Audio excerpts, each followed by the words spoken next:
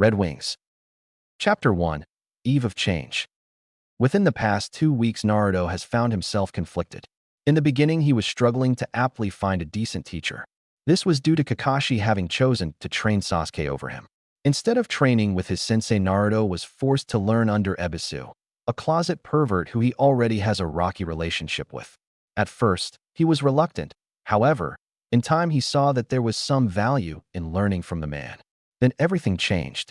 Utilizing the flowing water from the hot springs for water walking, training, the two were met with the sight of none other than Jiraiya the Toad Sage. Of course, Naruto didn't know who he was, and Ebisu was ragdolled before he could identify him.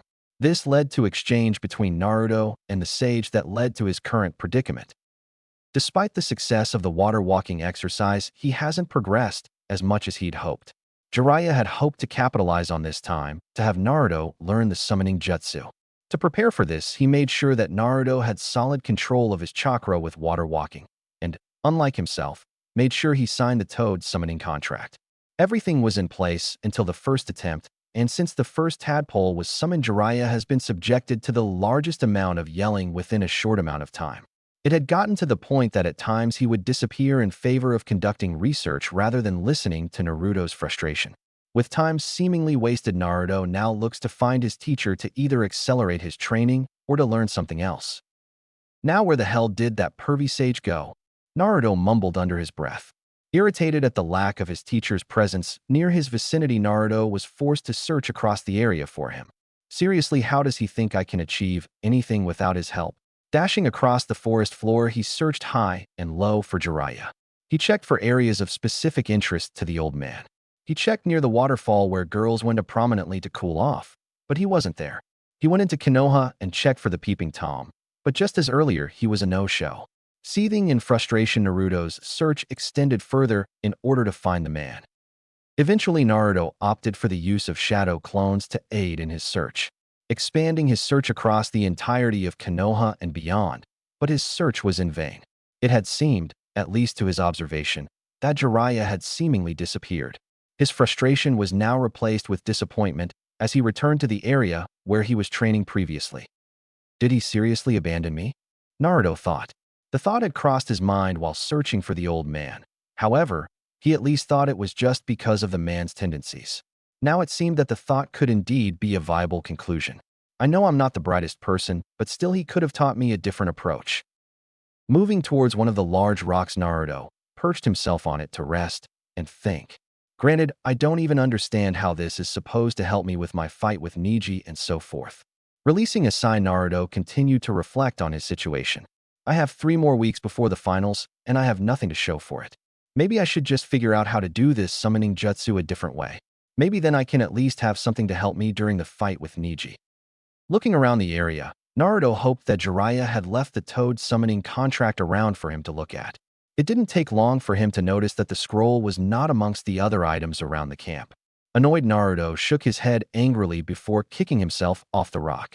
Great, it looks like I've got no choice but to figure this out entirely by myself, he exclaimed. How the hell am I going to even do this? Thinking about the situation, he noted that every time he summoned something different, it was after excessive use of the jutsu. The only problem was that it took him 2 weeks to get this far. Why does this have to be so complicated? There is no way for me to possibly summon a toad at this rate. Thinking on the topic, Naruto began to think of ways for him to figure this out. It took a few minutes, but an idea did pop into his head. Deciding it was better than nothing, he summoned a few shadow clones into existence. All right, look, he began. The pervy sage isn't here to help, so we're going to figure this out on our own. I guess until a better idea comes to mind. We'll just keep it the jutsu until one of us makes progress and figures out what the problem is. Receiving an acknowledgement from his clones, Naruto set out to continue his training without Jiraiya. Meanwhile, from a distance, Jiraiya was watching the whole thing through his scope. Interesting, he's starting to think for himself, it seems. Jiraiya noted. This could do him some good, especially if he notices the benefit of what he's doing. Watching closely, Jiraiya chose to ignore the presence that was behind him. It wasn't until the person cleared their throat for the 12th time that he relented. What do you want now? Looking away from Naruto, Jiraiya now faced an Anbu agent. Lord Jiraiya, the Hokage has been requesting your presence since you've returned to the village 2 weeks ago. The agent addressed. No doubt wanting that report. sighing Jiraiya. Reaching into his pocket, he pulled out a small notebook. Tossing it towards the Umbu, he replied, "Take that to Sarutobi-sensei. It's what he's been bugging me about." Unsure if they should leave, the Umbu was about to protest, but stopped upon sensing a level of killer intent radiating from the Sannin before them. "Tell him that if there is something so important that it would impede on my godson's training, then he can come and get me himself." The statement made the Umbu quickly apologize before leaving with haste. With the annoyance gone, Jiraiya returned his gaze back to Naruto's location. "Considering everything that I've come to learn since my latest trip, it would be best that I don't see Sensei yet," Jiraiya remarked. "And I better not see Kakashi anytime soon either." The last comment really burned him. Sure, he left Naruto on his own as well, but he only did so to test the boy's resolve. And right now, he's doing his utmost even in such a situation. Reflecting on the last 2 weeks, Jiraiya smirked. If only you two could see him. As the evening began to set in, Naruto was panting on the ground, exhausted. He had spent most of the day trying to figure out how to properly summon a toad. Even with his clones, he hadn't made any noticeable progress. Deciding to take a break, he walked over to a cooler that Jiraiya left behind and pulled out a fish that was caught earlier. Getting a fire started, Naruto began to cook his dinner. Reflecting on his progress, he sighed. I guess all of those attempts didn't amount to much, he noted. Turning the fish in the fire, he thought back to everything he did differently. Maybe I should try having the clones do things differently. Watching the fish cook, Naruto began to reflect on the attempts. I tried using more chakra, less chakra, different stances. I think I even attempted to summon something in the water. Trailing off, Naruto thought carefully for a second.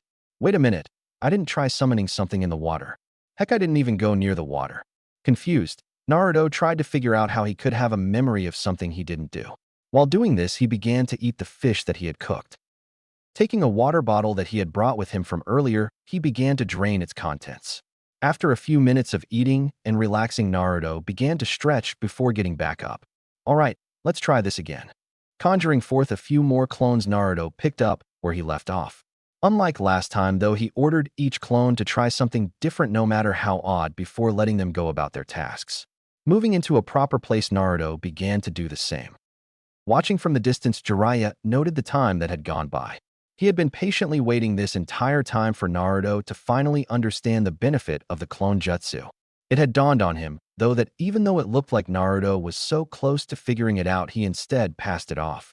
This annoyed Jiraiya slightly, but instead of letting it bother him, he began to think. He won't notice the benefit unless something happens. Getting up from his spot away from the camp, Jiraiya shunshined away. Carefully, Jiraiya snuck his way towards the camp, observing how each clone was doing something different. He almost thought that Naruto had figured it out. However, based off the expression of the actual Naruto, he determined otherwise. Looking for a straggler in the group, Jiraiya was going to do something to speed things up. Once he spotted a clone on its own, he silently made his way towards it. The unsuspecting clone was currently attempting to summon a toad with both hands. Sadly, it failed each time due to the amount of chakra being used. Noticing that none of the other Narutos was paying attention, Jiraiya swiftly and silently swept in and grabbed the unsuspecting clone. Careful to cover the clone's mouth, he disappeared in the forest away from the camp. Once he was far enough away, he released the clone, who was surprised to see that it was Jiraiya. "Well, it looks like you're busy," Jiraiya stated. "Where the hell have you been? The boss has been looking for you everywhere," the clone exclaimed. "I've been busy with some things," Jiraiya answered with a lie. "But now that I'm done, I decided to help out a little bit." The clone, though, just gave him a look. "You do know that I'm not the actual Naruto, right?" the clone asked flatly.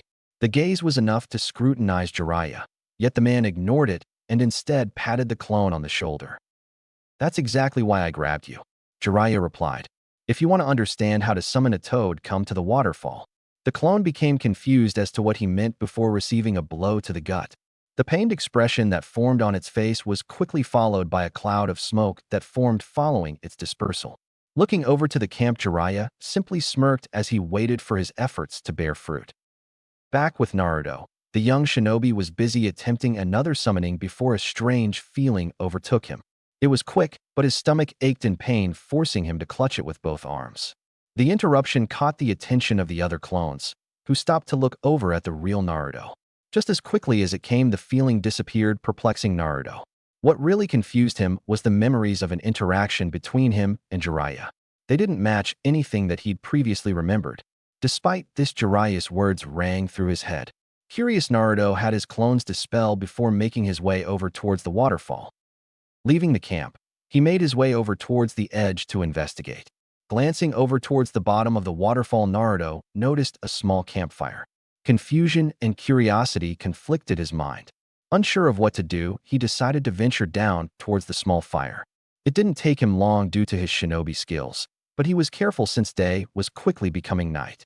With the dark of night claiming dominance over the day, the lack of light made it difficult to properly navigate down the cliff and towards the source safely.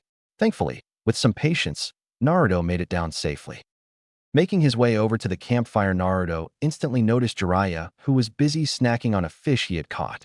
He had also seemed to have noticed Naruto as he gave grin over towards Naruto's direction. Entering the light, Naruto was more confused than annoyed. Unsure of what to ask first, he just addressed the first that came to mind. "Did we meet at all today?"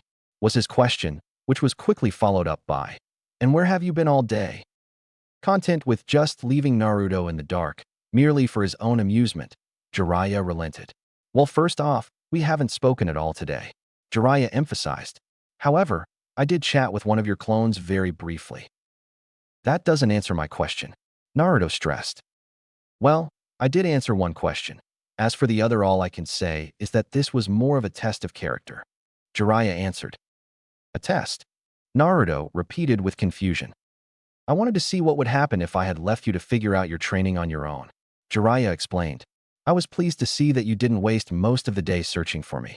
Instead, you went back to practicing and trying various methods to figure out the jutsu." "So, you mean this whole time you were just testing to see if I'd give up?" The realization was shocking to Naruto. However, he was more frustrated that his teacher doubted his determination. "I never give up, you hear me? That's my nindo." "Yes, your shinobi way, I get it," Jiraiya interrupted. "However, I needed to see if you could think on your own." "Why?" Naruto rebuked.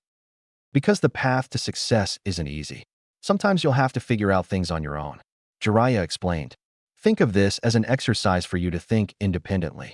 It made you address your current situation and forced you to take risks. Granted, in this case, there wasn't any danger nor real risk. It was a perfect opportunity for you to develop on your own."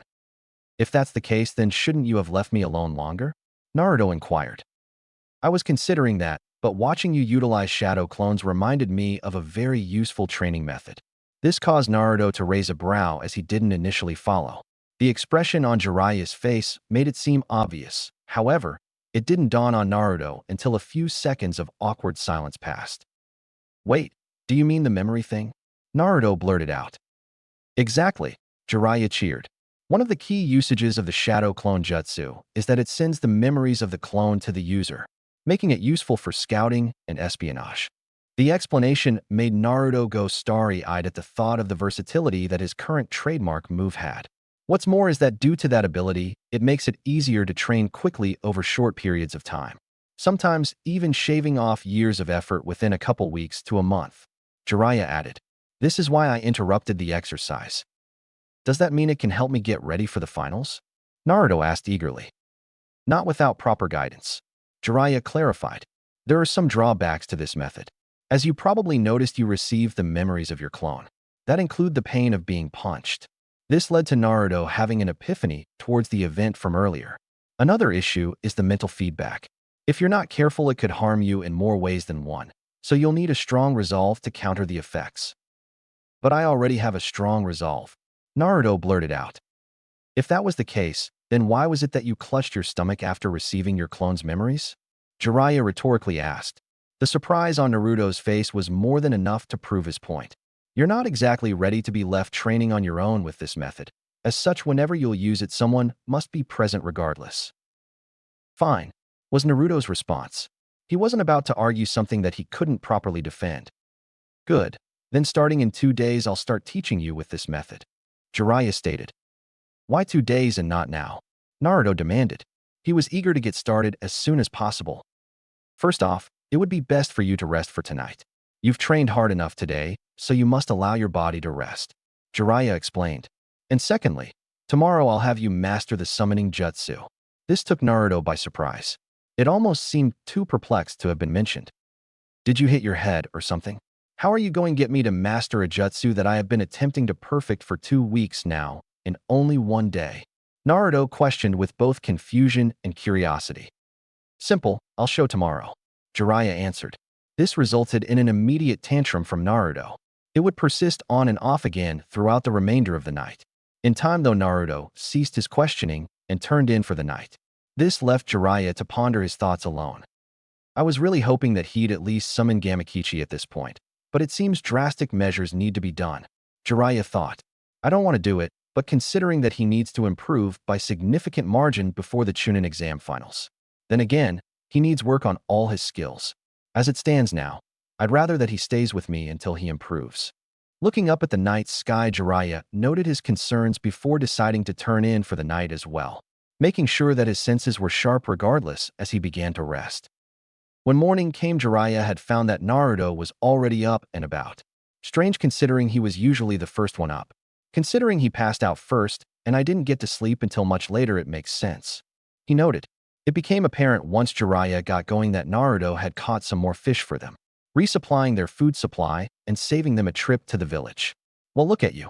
You're a bona fide fisherman, Jiraiya commented, gaining Naruto's attention. Oh, about time you woke up. I was beginning to think you died in your sleep. The sarcastic undertone made it clear that he was annoyed. Why? What time is it? Jiraiya asked. Look up, Naruto replied.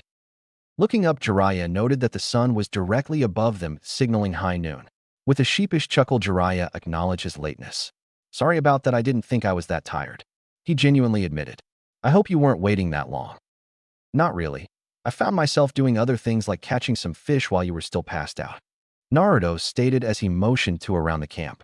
I went ahead and bottled up some more water from the stream along with going and grabbing more ice for the cooler. I also got all the trash and took it to the closest waste disposal and took a bath in the hot springs. How long did that take? Jiraiya asked, rather surprised at the amount of work Naruto had already done. I started around 9 o'clock and finished just before 11, Naruto replied, while moving over towards a campfire and pulling a fish he had cooking. Walking over to Jiraiya, he handed it to the man, who thanked him for the meal. So, how are you going to have me master the summoning jutsu today? Chewing the bit of fish in his mouth, Jiraiya replied, I'm going to help you access the other chakra you have. The nonchalant answer was perplexing, but Naruto quickly understood what he meant. You mean? Naruto started before getting a nodding confirmation. Yes, I'm going to help you access the Kyuubi's chakra. The thought gave Naruto anxiety. The thought of using the fox's chakra had a foreboding feeling around it. Don't worry about it, Jiraiya began. With my guidance, nothing should go wrong. The gesture did reassure Naruto a little, but he still felt hesitant about using the red chakra again. Is this the only method? Naruto asked, hopeful for an alternative. Why are you so hesitant, Naruto? You can use that chakra to help you, Jiraiya pointed out. It's not that I don't believe you. Rather, each time I've felt the chakra, something terrible has happened.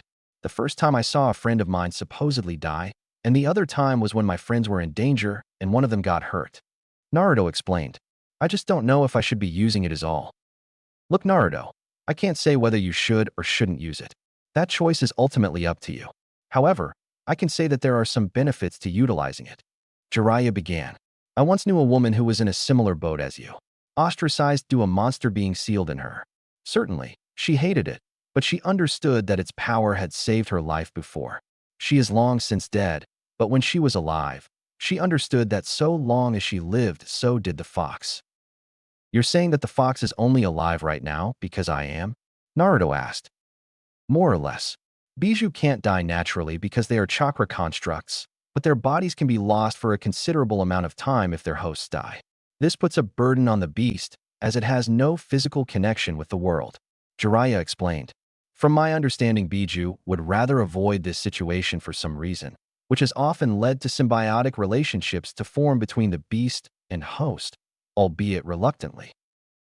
Reflecting on the rather heavy material being explained to him the best he could, Naruto responded, Do you really think that it would help me willingly? It's either this or shadow clones until you summon something with legs, Jiraiya explained. The man knew that this was heavy topic. He also knew that Naruto probably had mixed feelings towards the fox because of his treatment from the villagers. I just want to start his training as early as possible, because Kushina never trained with the chakra. Jiraiya thought before reflecting on other information. According to Sarutobi-sensei, neither did Mito. Hopefully, I'm not tempting fate with this course of action. Having thought about it for a moment, Naruto decided to respond. I'll go along with your idea. However, if something happens, you know it'll come back to you. He mentioned. And if something does happen, I'll take responsibility for it like the adult I am. Jiraiya replied with slight gusto. Somehow I doubt that. Naruto mumbled to himself. I heard that. Jiraiya stated. Glad to know. Naruto retorted back. So, when are we going to start? Well, I was considering going to the village and doing a couple of errands first. Jiraiya mentioned. Does it have any impact around the training method? Naruto inquired. Not really. Jiraiya mentally noted. I'd just prefer for you to have some decent memories should this fail. Looking back at his inquisitive godson, Jiraiya knew he needed to respond. Well, it was getting something to eat. Although you already went and got us fish. How about a dip in the hot springs? Why? I already went and did that this morning, recall. Naruto mentioned, getting a sheepish look from Jiraiya. He had completely forgot that Naruto had taken care of some errands prior to him waking up. He then considered the other ideas he had, minus seeing if Naruto had a girl he liked. However, with Naruto making it difficult for him to create an excuse, he may as well just give up. Then I guess we can start right now then, Jiraiya stated while being disgruntled. Alright, so how are we going to do this? Naruto questioned. Are you going to show me a technique? Perhaps a secret training regimen? Is it perhaps a super powerful jutsu? Pandora's box had been unleashed, yet this did not deter Jiraiya. Instead of opting for a basic response, he instead placed an open palm directly in front of Naruto's face. This stopped the blonde, who was wondering what the sage was going to say or do. All I gotta say is don't give up. The words were not what Naruto expected to hear before he felt a sudden surge propel him away from the toad sage. Watching as the trees and shrubs raced by him on both sides, Naruto panicked as he suddenly felt gravity kick in.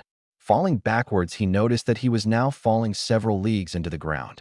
It was a ravine, a massive one with spikes jutting out of its two sides. Flailing about, Naruto attempted to grab the slops of the spikes, only to be disappointed when his hands kept slipping due to the moisture. At the top of the ravine, Jiraiya stared downward, watching as Naruto's figure slowly disappear into the darkness of the abyss below. Concern was present in his mind, but a certain level of confidence was also present. I apologize, Naruto, but for you to access that chakra, I've noted from information gathered that you need to be pressured.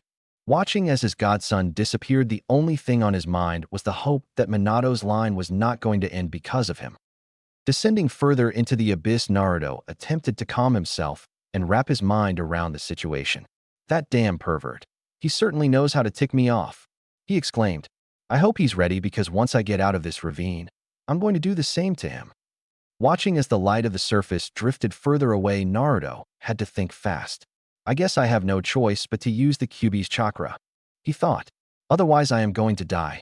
Concentrating, Naruto began to remember the feeling the chakra gave him when he used it. Holding on to that feeling, he began to search for it within his being. The source of it all, the Kyuubi itself. Before he knew it, his surrounds seemed to change as he fell into some water. Though shallow, the water broke his fall. Surfacing, Naruto found himself in a different location. Unlike the ravine he was just in moments ago, he instead found himself within a corridor of sorts with pipes adorning the walls. It was bleak and cold, along with a lack of lighting on top of the still silence. The atmosphere made the location unnerving. Curious as to his whereabouts, a loud humming sound radiated across the walls. What the hell was that? Naruto thought aloud. Just then, another loud vibrato reverberated across the corridor. This one louder and deeper than the last. I don't like the sound of this. Looking around at his surroundings once more, Naruto attempted to deduce his location.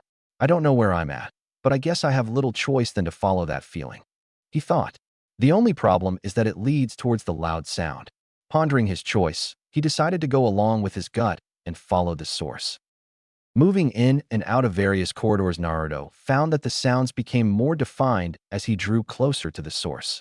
He had an idea what it was, but he brushed the idea to the back of his mind. It was the last thing he really wanted to do. However, that changed once he entered a massive open area with the only noticeable feature, aside from the pipes, was a massive cage. Noticing that all the pipes in the room seemingly converged from a point beyond it, Naruto finally understood where he was. A low bellow brought his attention to the gate before him. On the other side, Naruto watched as two large, red irises emerged from the darkness. Following them, a faint crimson aura began to illuminate an outline of a massive beast. For the first time, Naruto was genuinely intimidated to his core. Before him resided the one thing that had plagued him his entire life. The source of his misery. The very thing he wanted to avoid. The Kyuubi itself. It started off a slight chuckle, but then it became a hollow laugh. A chill ran up Naruto's spine as he watched on as the maw of the beast emerged before him. Boy, it spoke. Come closer. The voice was loud and menacing. A sense of doom laced its sweet-sounding words.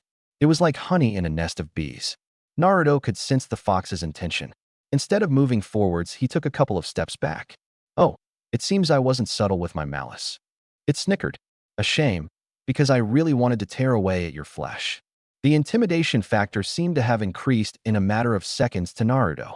Aside from the size difference, which was major, he could see how some of the stories depicted the Kyuubi as a beast that could crush mountains and send forth tidal waves with a swipe of its tails. The beast he held inside truly was a monster.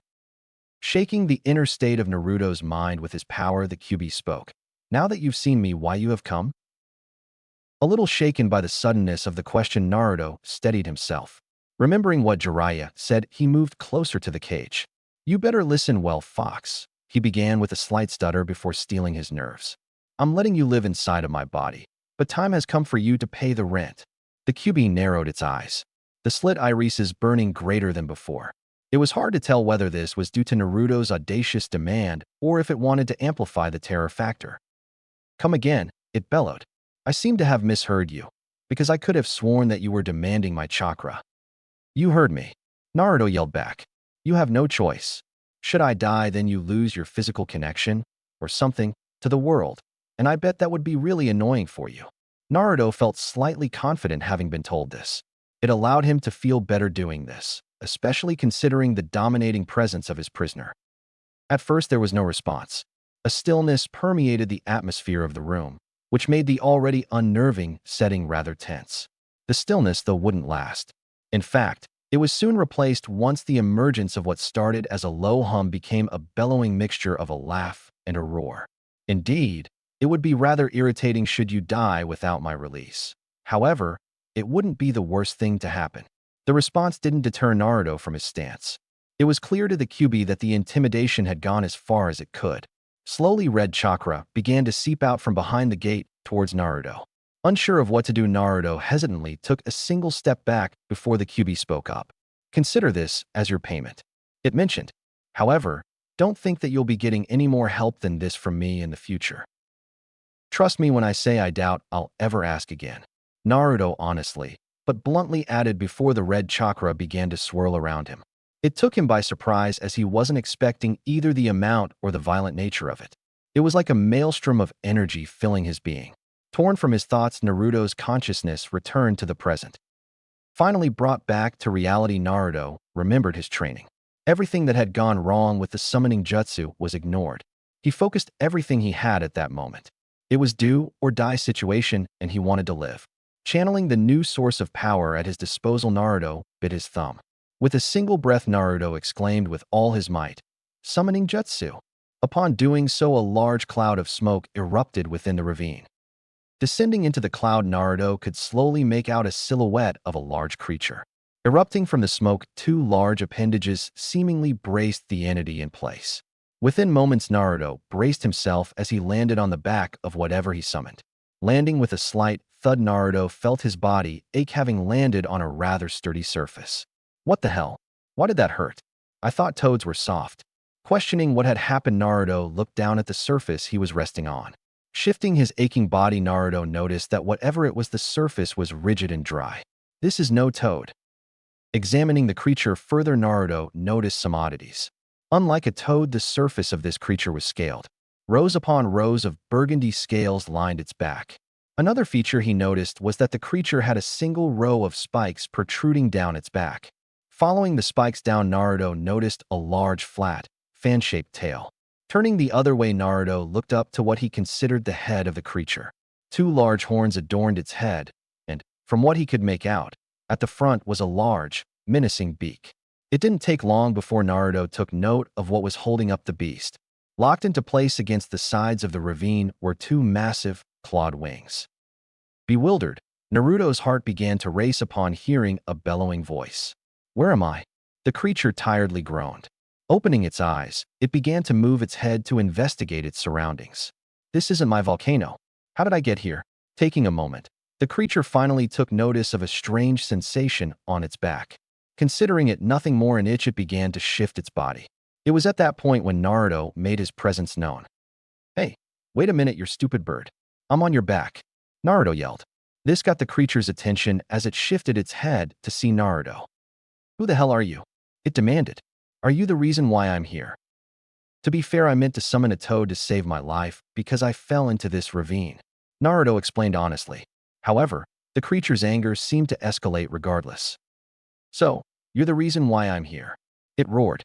"I'm going to tear you apart for interrupting my slumber." The creature then began to shift inside the ravine. Violently, it struck against one of the spiked walls, hoping to remove Naruto from its back. Shifting around quickly, Naruto managed to avoid being crushed. However, to reach safety, he decided to risk moving up towards the head. Leaping up to the head of the creature, he retorted with, "Hey, don't blame me. I got shoved down into this ravine by my perverted teacher. Had it not been for him, and probably that stupid QB, you wouldn't be here." "QB," it roared in anger. "What is your connection to the QB? Technically speaking, he is sealed inside of me. I had him give me some chakra to summon you. I guess he's the reason I summoned you," Naruto explained while slowly deducing that the QB may have had an effect with the jutsu. A low rumble came from the throat of the creature as it spoke. "I see. That fox has a death wish." Unsure of what had gone wrong, Naruto's senses were screaming danger. "That fox, no. Those Biju in general have given me great strife in the past, and I swore that if an opportunity arose, then I would erase their existence from this world myself. I'm starting to get a on the sins of your fathers vibe from this situation," Naruto mumbled to himself. However, as anxiety and panic began to set in, he quickly thought to separate him from the QB. "Hang on, I'm just a vessel. No, a prison for the QB. I haven't wronged you in any way." "No, but do you think it would be beneath me to kill a mere human to get my quarry? I have killed millions of people in my life. What is another to the list?" The malice in its speech matched its ferocity that was on display. "Hey, wait a minute, you can't kill me," Naruto retorted. "I'm the one who summoned you, so you should be looking at me as though I'm your boss." This seemed to have struck a nerve as Naruto had to cover his ears due to the loud roar his summon emitted. Feeling another shift, the creature dropped itself towards the bottom of the ravine, something that alarmed Naruto due to its suddenness. Clinging on to the creature's beak, Naruto felt the impact the creature made as it landed at the bottom. With a sigh of relief, Naruto thanked Kami that he was still alive. However, the creature that he was clinging to wasn't so merciful. Violently butting its head, Naruto was flung off the creature and onto the ground. Had it not been for some quick thinking on his part with shadow clones, then he could have been seriously injured. Instead, he landed on a bunch of his shadow clones that were produced to cushion his fall. Rubbing his back, which was still aching from landing hard on the back of the creature, Naruto looked up and finally noticed the visible size difference between him and the creature. Standing nearly 86 meters tall and having a wingspan that was about 356 meters in length, this creature was massive and it easily overshadowed Naruto. "This guy is nearly as big as the fox," Naruto thought as he noticed that it shifted to look down upon him with menace. "You dare to think that you could master me?" The beast roared as it raised itself to its maximum height. Additionally, it extended its wings out to their maximum length. Just when Naruto had thought the creature couldn't be any more intimidating, its body ignited into a seemingly volcanic state. The heat that was being produced burned the area around them, and Naruto inched away to escape such terror. It was at this point that Naruto understood that this was no ordinary creature. It was a monster. "I am the one born of fire," it began. "The titan of winged fury, the fire demon. I am Rodan, the king of the skies. And you, boy, who are you claim mastery over me? I answer only to one, and he is the king of the monsters." With that, Rodan released a mighty roar, the likes of which shook the very earth beneath its feet and shaking Naruto to the core. Abandoned at the bottom of the ravine with this monstrous bird of prey, Naruto could only think of one thing. "I'm going to kill that pervy sage." Chapter 2. Escalation. Jiraiya sat atop the ravine waiting. He was contemplating. Moments ago, he had just tossed his godson down a ravine. Something beyond excessive, yet he was stoic. The decision was sound in his mind. Naruto needed the push. He told himself. Reflecting on the past 2 weeks, Jiraiya refused to count the failed attempts. Looking back, it made him realize how poor of an instructor he was. Veering his head in the direction of the bottom of the ravine, his thoughts ventured. Had I known the state he was living in, I would have taken him with me.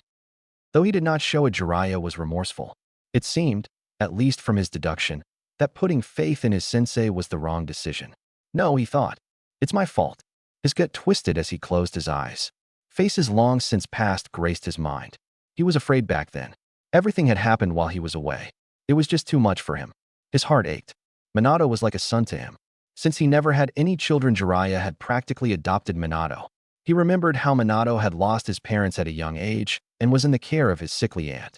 When she did pass, he didn't have anyone, and that struck a chord with Jiraiya. He knew that situation very well. He was forced to grow up quickly when his mother died just before he became a chunin. Sensing a sudden jolt in the ground, Jiraiya could infer what had just happened. He didn't have to open his eyes. He had sensed the Kyuubi chakra flare up. Opening his eyes, he continued his thoughts as he veered into the dark abyss of the ravine. Unlike me, or his own father, Naruto had no one. The thought generated sympathy in the older man. I can't even imagine what it's like to grow up without any parental figure, to not know the love of another. Rising to his feet, Jiraiya came to a single conclusion. Regardless if he wants it or not, Naruto was going to have someone looking after him. The old man and the three stooges can deal with it. Gripping the toad summoning scroll tightly in his right hand, Jiraiya began to think of what he should do. He could take Naruto to Mount Myaboku and have him train. He could live in a place that would accept him and treat him as an individual rather than a pest. Fastening the scroll onto his back, a thought graced his mind. Should he take Naruto away?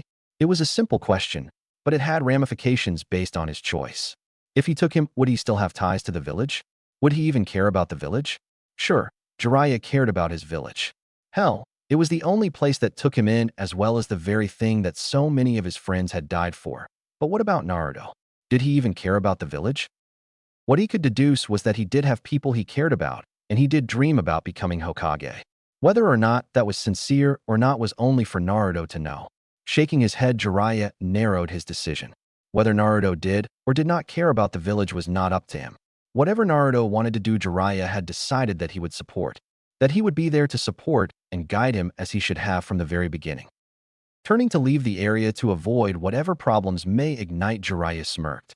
A thought of a toad angrily yelling at Naruto popped into his head. He could hear yelling coming from the ravine. Naruto must have spouted something stupid again. He thought with a chuckle. That boy is just a hard-headed. It wasn't until a moment later, when a large updraft of heat surfaced from the ravine, that Jiraiya stopped in his tracks. The heat was scorching, and Jiraiya quickly turned to face the ravine. Bringing his arms up to guard his face against the heat, Jiraiya peered into the former darkness.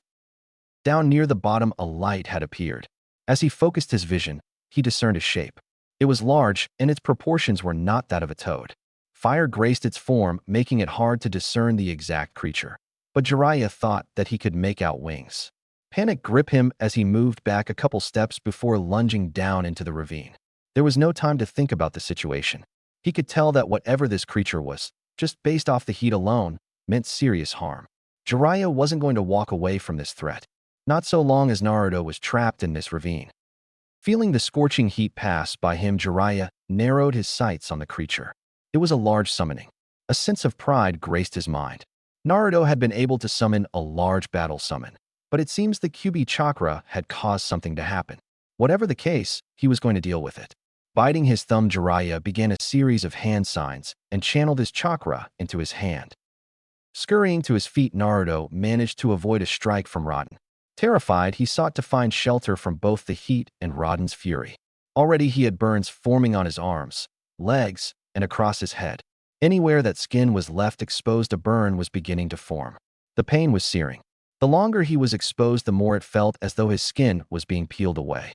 The cutting, searing pain was all over his body. It felt as if he was being struck by thousands of tiny blades. The gnawing pain was furthered each time he rolled on the ground to evade. "Geez, what is your deal?" he yelled at the Titan. "Why the hell are you attacking me? I thought that summons had to aid their summoner." This made Rodan scoff. Me listen to tiny speck of flesh such as yourself? Rodan growled at the thought. I'd rather have my wings torn apart before I'd allow a human to issue me commands. Naruto watched as the flames around Rodan's body began to intensify. Within moments, the ground was beginning to sear itself. The heat that was being generated had, even in some areas, caused some of the smaller dislodged rocks to melt. The erosion scene was unlike anything Naruto had seen in real time. It was near instant. Already the bottom of the ravine was beginning to warp into a bulge shape, expanding as Rodan progressed. Talk about a hot head, Naruto thought. Rodan was practically creating his own wind based off his heat alone. That and the heated moisture started creating a strange phenomenon within the bulged space. It seemed as Rodan was generating enough heat to create a mock storm system. But what got Naruto's attention was the sparks of electricity that danced around the area. His hair stood on ends as he saw Rodan begin to charge. Thinking quickly, Naruto created an abundance of clones. Roughly around 30 clones were created. They each dispersed and fled away from Rodan. Annoyed at the development, Rodan bellowed his frustration. You dare to attempt such trickery on me? Striking forth at the first group he dismissed them en masse. Debris was sent flying as he continued to attack each Naruto he saw. No matter how many of you are created, I will see to all of their demise. And if I strike you, I will see that your remains are torn asunder. Sensing the fate of his clones, Naruto dashed as fast as he could while trying to find shelter. A few moments later, he would find what he needed. On his left was a crack in the wall of the ravine. It was large enough to fit. However, it wasn't deep. Not wanting to stay out in the open, he pushed himself into it. Meanwhile, Rodan continued his slaughter of clones. It wouldn't take long before he finished his massacre, and to his ire, his strikes never found the true Naruto. A low grumble resonated from his throat as he moved to investigate the ravine. He was sure that Naruto hadn't gotten far. Pushing himself as far into the crevice as he could, Naruto held his breath. Rodan was just outside the entrance. Thankfully, it was at ground level, so it should be hidden from his view. That's what Naruto thought. However, Rodan's eyes were sharp. A natural predator, Rodan could spot creatures as small as a house cat from the air. It took him a few moments, but he saw the small crevice. Repositioning his body, Rodan sought to get a better view of the inside of it. Naruto thought that Rodan was merely attempting to search another part of the ravine and let out his contained breath. Looking back up, he felt a lump form in his throat. Across the bulge in the ravine was Rodan, and he was staring directly at him. It was a sinister look. Slowly, Rodan began to move over towards the crevice. Naruto's heart began to sink as he realized his situation.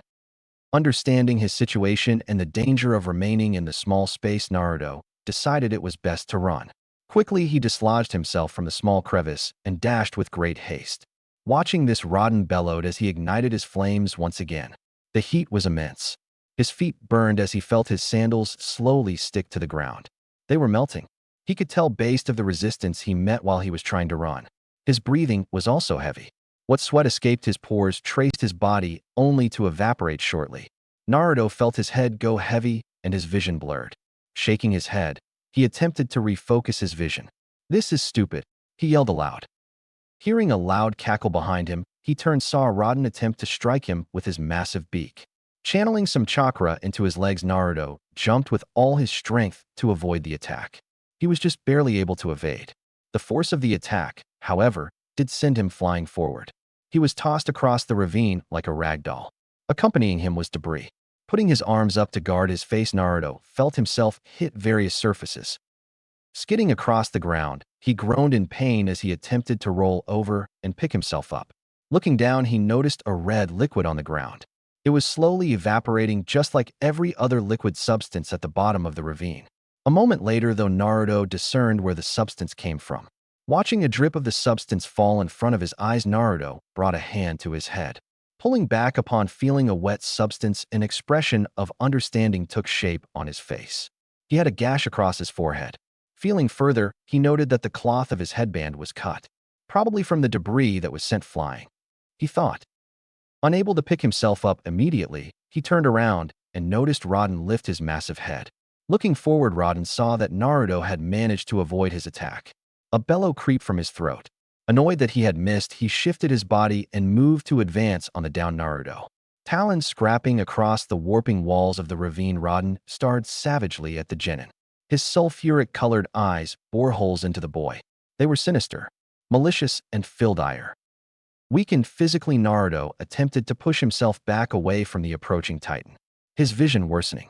With each motion of his hands, he felt the flesh of his palms being sheared off by the burning ground. Little did he know his palms were bloody. The outer layer of skin on his hands had long since been burned away. What tore from his hand was the muscles that resided below it. Additionally, the blood loose from other similar wounds and additional injuries had been the cause for his lose of vision. Dehydrated and being literally roasted alive, there was little that he could do. Despite having it, the Kyuubi's chakra could do little to keep up with Rodan's heat. The issue was the ravine itself. It trapped the heat, and hardly had any wind reached the lower levels. What water was there had long evaporated, not that it mattered. Naruto was certain that even in this heat, what water remained would have been boiling. Looking up, Naruto could discern the large figure of Rodan staring down at him. From his position, he could see the massive bird of prey rearing back his head. A great amount of heat was building up. Rodan's chest began to emit a strange glow. From the back of his throat, a light could be seen generating. Never one to give up, Naruto attempted to stand. His hands and legs burned. His body felt as though it would give. Making onto one foot, and then slowly the other, he stood. Bringing his bloody palms together, he would attempt at least one more act. Standing defiant, Naruto was prepared to face Rodan, and he would have until a sudden explosion shook him off his feet. Above the two, a mighty form descended and landed behind Naruto, causing him to get flung forward. Landing on his back, Naruto groaned as he motioned his head in the direction of the large form. It was massive, roughly the same size as Rodan. The creature wore clothes and bore weaponry. Taking a closer look, Naruto noticed what the creature was. It was a massive magenta toad, and atop its head stood Jiraiya. Standing atop, Gameken Jiraiya faced the beast in front of him. He was surprised that the creature was much larger than he expected. Taking a quick look, Jiraiya noted that Rodan had what looked like winged appendages. That could complicate things, he noted. Quickly darting his eyes across the ravine, he spotted Naruto. "Naruto!" he yelled with concern. Jiraiya noticed that Naruto did see him and was glad to see recognition from the boy. Understanding the danger, he spoke up. "Gameken, I need to grab Naruto, so please cover me." "Understood," Gameken replied as he readied himself for whatever Rodan would do. Leaping down from his summon, Jiraiya made his way over towards Naruto. Upon reaching him, Jiraiya realized the extent of harm Naruto had been inflicted. The burns and seared flesh were enough to make the man's heart ache. Carefully, Jiraiya picked Naruto up into his arms. Bellowing a loud cackle, Rodan garnered the two's attention. "You dare to interrupt me?" His anger began to manifest itself with his flames once more. This made Jiraiya wary. He had never seen something like Rodan before. "That boy is my quarry, and if you wish to help him, then I will kill you as well." Realizing what was about to happen, Jiraiya quickly began to retreat to Gameken. Rodan, noticing this, readied to lunge himself at these new arrivals. Letting out a loud, primitive roar, Jiraiya turned and saw the approaching titan. Rushing forward, he aimed to take out Jiraiya and Naruto in one strike, before moving to take out the large toad. Gameken, seeing this, positioned his shield in front of his body and charged. Colliding his large, shielded body into Rodan's, Gameken bashed his shield into Rodan and attempted to push him back. The sound was thunderous, and the earth shook. "You will not harm them," Gameken growled. Attempting to push Rodan back with all his strength, Gameken struggled against the titan, but he began to meet resistance. Rodan, unwilling to let himself be pushed back, stretched his winged appendages outwards and gripped the sides of the ravine with his talons. Digging deep into the walls, Rodan managed to slow the advance of Gameken's charge. Growling in response to the toad's challenge, Rodan bellowed with sinister intent. "You dare to challenge me, Toad? I have massacred plenty of your kind before." Reaching a halt, Rodan pushed back with all his might. "What makes you think I won't kill you as well?" This sent Gameken back a bit, but he was still standing firm with his shield up. Growling at this, Rodan let out a nasty hissing sound as he leaped forward at the toad. Taking the sides of the ravine into account, Gameken thrusted his Susumita forward. Catching Rodan's neck in the fork of his weapon, he attempted to keep his foe back. Annoyed, Rodan leaped back. Once away from the toad, Rodan began to rethink his method. He knew that the confined space restricted much of his movements. In this combat situation, he was unable to utilize his wings properly, but that wouldn't be necessary. Taking a different approach, Rodan leaped onto the side of the ravine, gripping deep into the wall of rock with his talons. Turning towards the other side, He then leaped towards the other wall and did the same. In quick succession, he leaped once more and made his way behind Gamaken. The toad, taken aback, did not have enough time nor room to turn around in response. In a matter of moments, Gamaken felt a sharp pain as his back was sliced by Rodan's talons. Stumbling forward, Gamaken uttered a slight curse before rolling on his left side and rotated his body in the slightly bulged area created by Rodan. He was bleeding, but he paid his wound no mind. He glanced towards his left and took note of Jiraiya's position. He needed to make sure that him and Naruto were protected. Deciding a course of action, Gamaken readied himself. "Jiraiya," he called out. The older man looked in his summons direction. "Prepare to jump onto my back." Nodding, Jiraiya watched as Gamaken charged forth with his Susumita pulled back. Rodan, in response, attempted to leap over the toad. As if in response, Gamaken slammed his back feet into the ground and leaped into the air to intercept.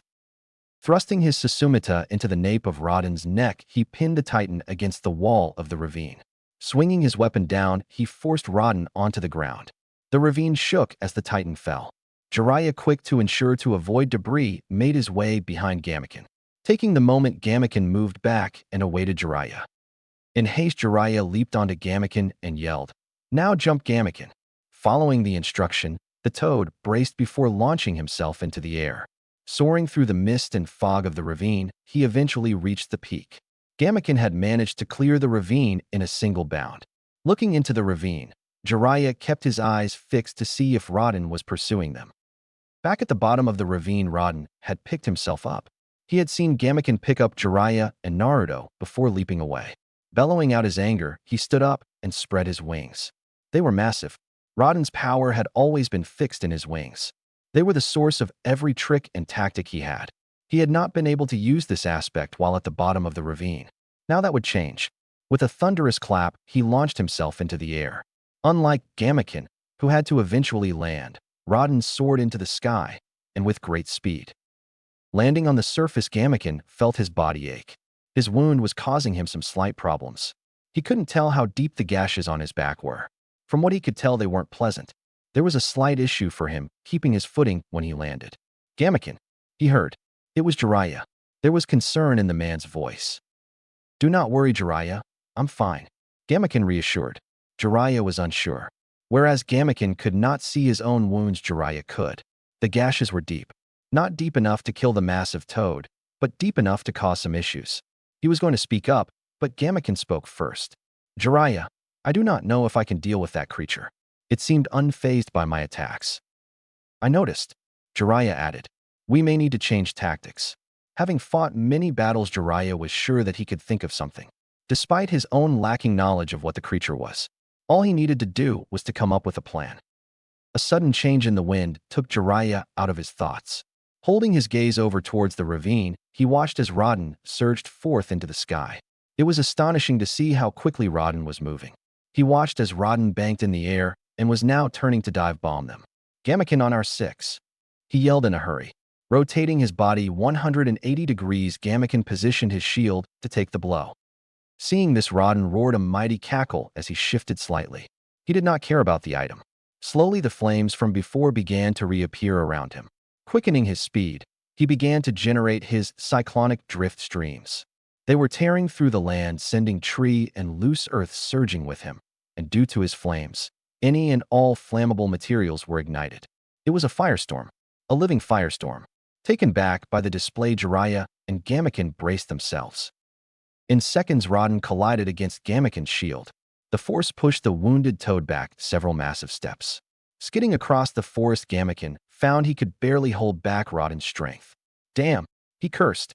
Gamaken struggled to resist, but he couldn't match it. Rodan, now up close, used Gamaken's shield as a springboard to launch himself back into the air. As he did, he flapped his wings in a thunderous clap. The reason was not to just soar upwards. Utilizing his ability to create drift streams, Rodan flapped his wings to direct the inferno he had just created towards Gamaken.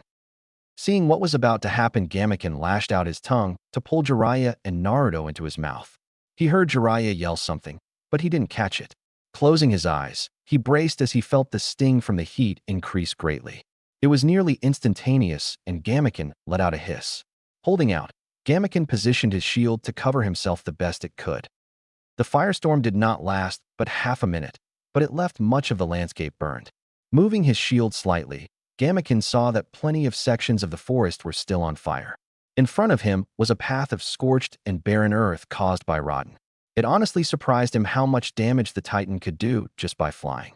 Scanning the area, he saw that Rodan was back in the sky above him. Taking this moment, he opened his mouth to release Jiraiya. The white-haired man, upon seeing the outside, was stunned. The area had drastically changed within mere moments. Jumping on top of Gamaken's shield, he saw how great the damage was. It was also then that he noticed Gamaken's state. The toad was worse for wear. His wounds on his back were still open, his clothes were charred, and there were burns adorning his body. Gamaken, Jiraiya spoke, but was silenced by the magenta toad. Jiraiya, I cannot defeat this beast alone, he stated. I do not even believe that I have the strength to last any more attacks by it either. Understanding, Jiraiya knew he needed more help to deal with this threat, but first he needed to take care of something. Looking at Naruto, who was still resting in his arms, Jiraiya took the moment to create a shadow clone. Are you sending him back to the village? No, it would be putting both him and the village in danger. Jiraiya answered. You heard what it said. Naruto is its prey at the moment, and it seems that it will pursue him no matter what. Pulling the toad summoning scroll from his back, Jiraiya handed it to the shadow clone. Turning towards Gamaken, he looked the toad in the eyes as his clone took Naruto and the scroll before leaping onto the toad's head. I need you to take Naruto back with you. Surprised, Gamaken protested. And leave you alone to fight that thing. This semi-surprised the man. Do not think for just a moment that my injuries will prevent me from fighting this beast. Normally well-spoken Jiraiya could tell that Gamaken was serious. The toad's temper was fierce when sparked, and it seemed that Rodan had set him off. Ken, I need you to do this for me, Jiraiya pleaded. I'm trying to think about Naruto and the village. Naruto is unable to be reverse summoned because he never truly summoned a toad. They won't know about him. I need you to take him with you. Gamaken reflected on what Jiraiya had said. He wasn't wrong. It was true that anyone can go to Mount Myaboku had they signed the scroll through reverse summoning. However, they would have to be acknowledged by a toad before that can happen. As it stood, Naruto had not achieved that. Hearing Gamaken grumble, Jiraiya reassured him. Don't worry, I'm going to summon Bunta and Hiro to help me out. In worst-case scenario, I'll just try and get it away from the village as far as possible before reverse summoning myself to Mount Myaboku. Gamaken didn't like the idea of abandoning Jiraiya, but even he knew that staying would be pointless. He was already struggling to stay there longer, but between his wounds and time it was pointless. Noticing Gamaken's acknowledgement, Jiraiya gave the toad a smirk. No need to worry, old friend. I'll take care of everything from here. Bringing his thumbs to his mouth, Jiraiya nipped them as he leaped away from Gamaken. Flying through hand signs, he roared aloud, summoning Jutsu. And emerging in response were two large clouds of smoke. Landing on the surface of something large, Jiraiya heard a loud groan. You know I was in the middle of something, Jiraiya. A loud voice spoke. So, this better be important. In seconds, the smoke had begun to disperse, and appearing from the cloud was Gamabunta, the chief of the Toad Summons. Alongside him stood Gamahiro, a mighty toad warrior whose stoic disposition extends beyond the heights of Mount Myaboku. Trust me, Bunta, I wouldn't have summoned you and Hiro if it wasn't, Jiraiya stated. Scoffing, the large toad looked over at Gamahiro before noticing Gamaken behind them. Surprised, he was taken back by the state of his friend. Ken, what the hell happened to you? He bellowed as he turned around. Bunta, trust me when I say that Jiraiya did call you for a very good reason, Gamaken expressed. Up in the sky, Rodan noticed the two new arrivals. He scoffed. More toads, what an annoyance. Banking to his left, he readied his approach. I'll tear through them first, then move on to the QB kid.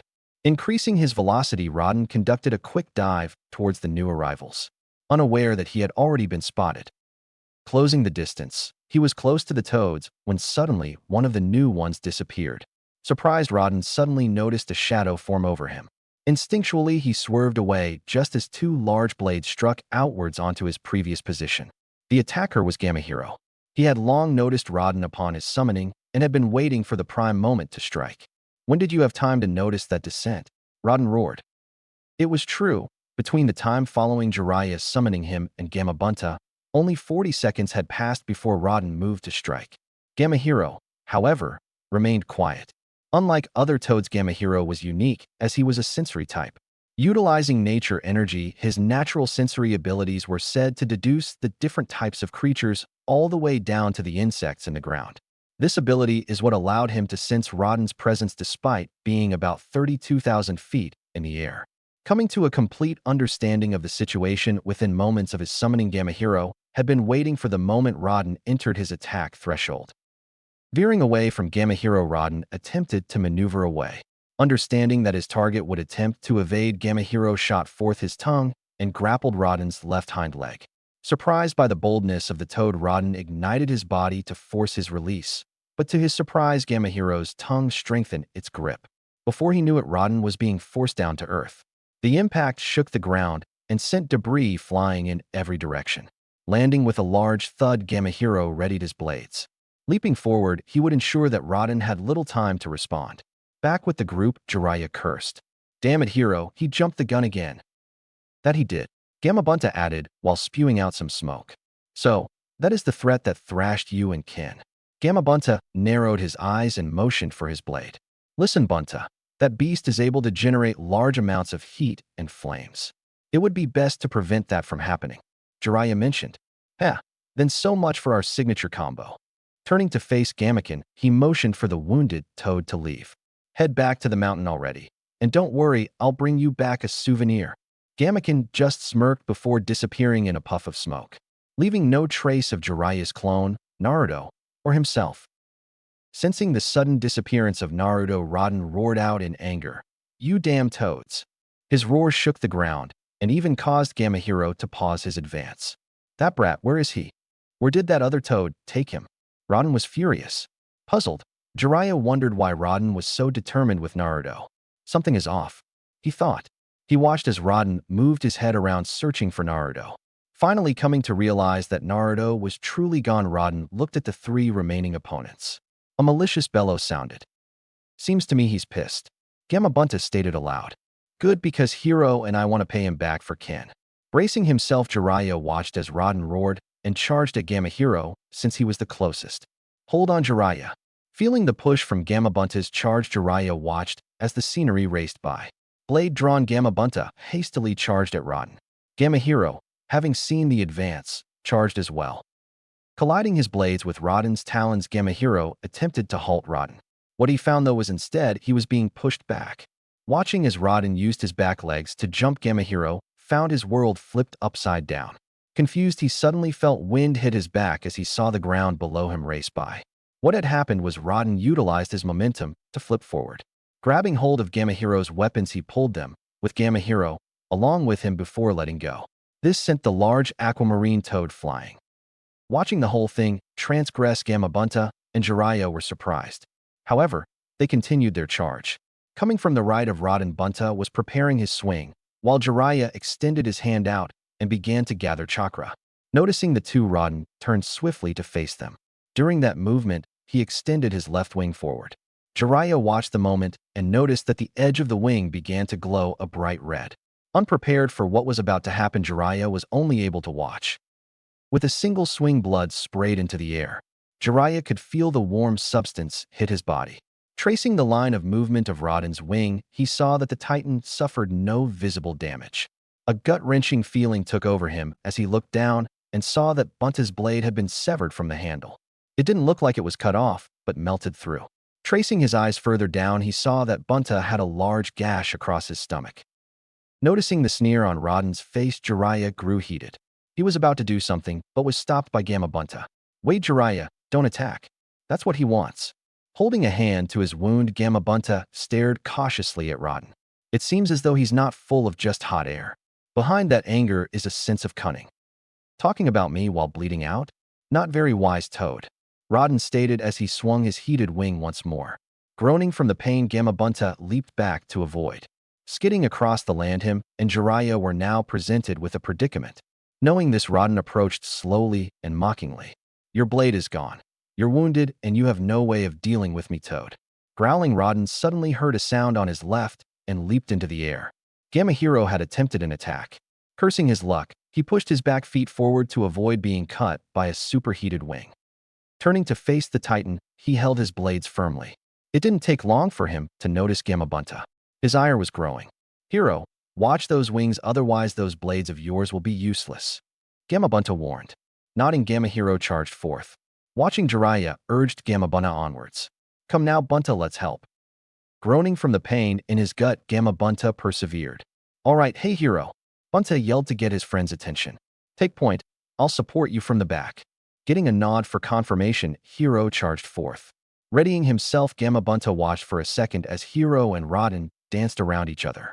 Biding time, he watched, and then once Rodan had his back to him, he moved. Bring his hands together, Gamabunta leaped forward and channeled his chakra. Water style, liquid bullet. He yelled as he spewed out a massive bullet of water. Him and Jiraiya watched as the attack flew and collided with Rodan. The large titan, taken back by the sudden attack, fell forward. Steam ruptured from Rodan's body as he let out a nasty hiss. Waiting to see what he'd do, the group found that Rodan's body was seemingly hardening. Wanting to test his blades, Gamahero moved to strike. Seeing this, Rodan ignited his wings. However, the light of the heat was dimmer than before. A loud scraping sound resonated across the area. Unlike with Bunta's blade, Hero's blades found only resistance. The blades did glow orange in the spots where they contacted Rodan's wings, but they were still able to withstand his heat. Seeing what had just happened, an idea occurred in Jiraiya's head. Recalling his memory of the location, there was a point of interest. A place that might make this whole thing easier. Bunta, we must go south. Jiraiya yelled. Why? He couldn't understand why Jiraiya wanted him to head away from the battle, but a thought graced his mind. Perhaps Jiraiya had a plan. Elsewhere, there was a commotion as various toads gathered. At the center of Mount Myaboku, Gamaken had emerged along with Jiraiya's clone and an unconscious Naruto. Many were curious about the new arrival, but they were more concerned about Gamaken. Excuse me, pardon me. A voice rang through the crowd of various sized toads. Soon a small green and purple toad emerged from the crowd. It was Shima, one of the two toad elders of Mount Myaboku. Ken, what happened to you, dearie? Turning in the direction of the voice, Gamaken lowered his head. Ma'am, he said respectfully. I underestimated my opponent. These wounds are my own fault. Groaning a little from pain, he ceased just close enough for Jiraiya's clone to leap down and not cause too much force when landing. Carrying Naruto over to Shima, the clone lowered him for her to examine. Ma, the clone addressed her. He is in dire need of help. Making her way over to Naruto, she gasped at seeing his condition. What happened to him and Ken? She was worried. Looking at the clone, she was about to ask him some questions, but Naruto began to pant heavy. I guess this isn't the time. Come with me. Pointing at the rest of the toads, she motioned for some of them to make way. Before leaving with the clone and Naruto, she ordered for Gamaken to be treated and taken to the healing pools. Two of the larger toads aided Gamaken while another took his weapons for him. Following Shima, Jiraiya's clone found itself entering her home. It watched as she scurried to a cabinet. Shuffling through its contents, she searched intently. The clone attempted to see what it was she was looking for, but moved his head away from flying assortments being flung. A few moments later, it seemed as though she had found what she needed. Hopping over to the clone, it was able to see that she was holding a small container. All right, now lower him onto the ground for me. I need to apply this before we can put him in the healing pools. Following the instructions, the clone placed Naruto carefully in front of the elder toad. The clone watched as Shima opened the container and began to apply an ointment to Naruto's burns. A strong odor radiated from the substance, but the clone was thankful that Naruto wasn't awake. He was sure the boy would be protesting at this point. He watched as Shima applied it. Once applied, the substance made a sizzling sound followed by a crackle. Concerned, he looked towards Shima, who had also taken note of it. These burns are indeed severe. The heat trapped underneath the skin is actually causing the ointment to steam, she noted. Undeterred, she began to channel nature energy into the ointment, and the sizzling and crackling sounds subsided. That should help pull the heat from his skin. Now, let's head over to the healing pools. Nodding, the clone grabbed Naruto, and the small group began to move out. Passing by the central part of Mount Myaboku, the group noticed a small green toad. He had large white eyebrows and a white, somewhat mohawk. Looking perplexed, the toad addressed the group. What's with all the fuss? The toad asked. Stopping in front of the toad, Shima addressed him. Pa, Ken and this boy who just signed the summoning contract have been severely wounded. Motioning towards Naruto behind her. Fukasaku was surprised. What's more, whatever did this is fighting Jiraiya, Bunta, and Hero at the moment. Looking over at the clone, Fukasaku realized the precedent. Then allow me to accompany you. Before they could do anything, Jiraiya's clone suddenly stiffened. Noticing this, they were taken back when the clone dispersed into smoke. Quickly, Fukasaku moved to catch Naruto before he hit the ground. What just happened? Shima exclaimed. Careful with Naruto, Fukasaku seemed to understand what had just happened. It seems that there was disruption with the jutsu, he stated. Shima turned towards her husband. A look of concern formed on her face. That would mean that something has happened to Jiraiya boy, she deduced. Concerned, Shima failed to notice that her husband had begun to look over Naruto. Checking him over, Fukasaku noticed the wounds. He knew that they were painful, but at the same time a question began to form in his mind. Laying Naruto on the ground, he began to inspect the burned areas. Despite being covered in ointment provided by his wife, he could sense something radiating from them. It was heavy, more so than normal chakra. It felt like nature energy, but the density was beyond anything he had ever felt before. Scanning further, he noticed something. Shima, I have a question. He spoke in a serious tone. Taken aback by the suddenness, she awaited his question. When you were treating his burns, did you notice anything? Thinking back, she hadn't done that. She was more concerned with treating the poor boy as quickly as possible. No, I wanted to make sure that he could be placed in the healing pools as soon as possible. She answered. Is there something wrong with him? Moving his small hands over towards Naruto's right arm, he raised the appendage for her to also see. It seems as though he bears a unique mark, Fukasaku stated. Looking at the appendage, both saw there was a radiant mark emerging from the ointment. It was tribal in design, featuring the usage of lines to make shapes. At the center of it, an image of a head could be discerned. Whatever it was emitting large amounts of nature energy. I believe that part of this lad's problem isn't just his wounds, but this mark. Concerned, the two were unsure of what to do until a large cloud of smoke erupted adjacent to them. Taken back, they moved to avoid a large figure from falling on them. With care, they moved Naruto away from harm as they looked on to the transpiring scene. Emerging from the smoke was a daunting sight. Gamabunta and Gamahiro were both unconscious. Covered in burns and cuts, the two were battered. Looking onwards, the two elder toads noticed that their weapons were seemingly melted. What? Shima stuttered. Bunta Hiro. Unsure of what had just happened, Fukasaku was about to call for some more large toads to aid the two when an additional smoke cloud erupted into existence. This was another large one, but unlike the previous one, this one was scorching. A radiant red hue filled its essence, giving it an eerie effect. Emerging from the smoke cloud, a daunting figure emerged. Fires raging across his body, Rodan stepped upon the two fallen toads in a victorious stance. Bringing his right claw up, he looked upon the tattered body of Jiraiya. The man was being held by two talons. He was beaten and his right arm was severely burned. Tossing Jiraiya aside, he scanned the landscape of Mt. Mayaboku.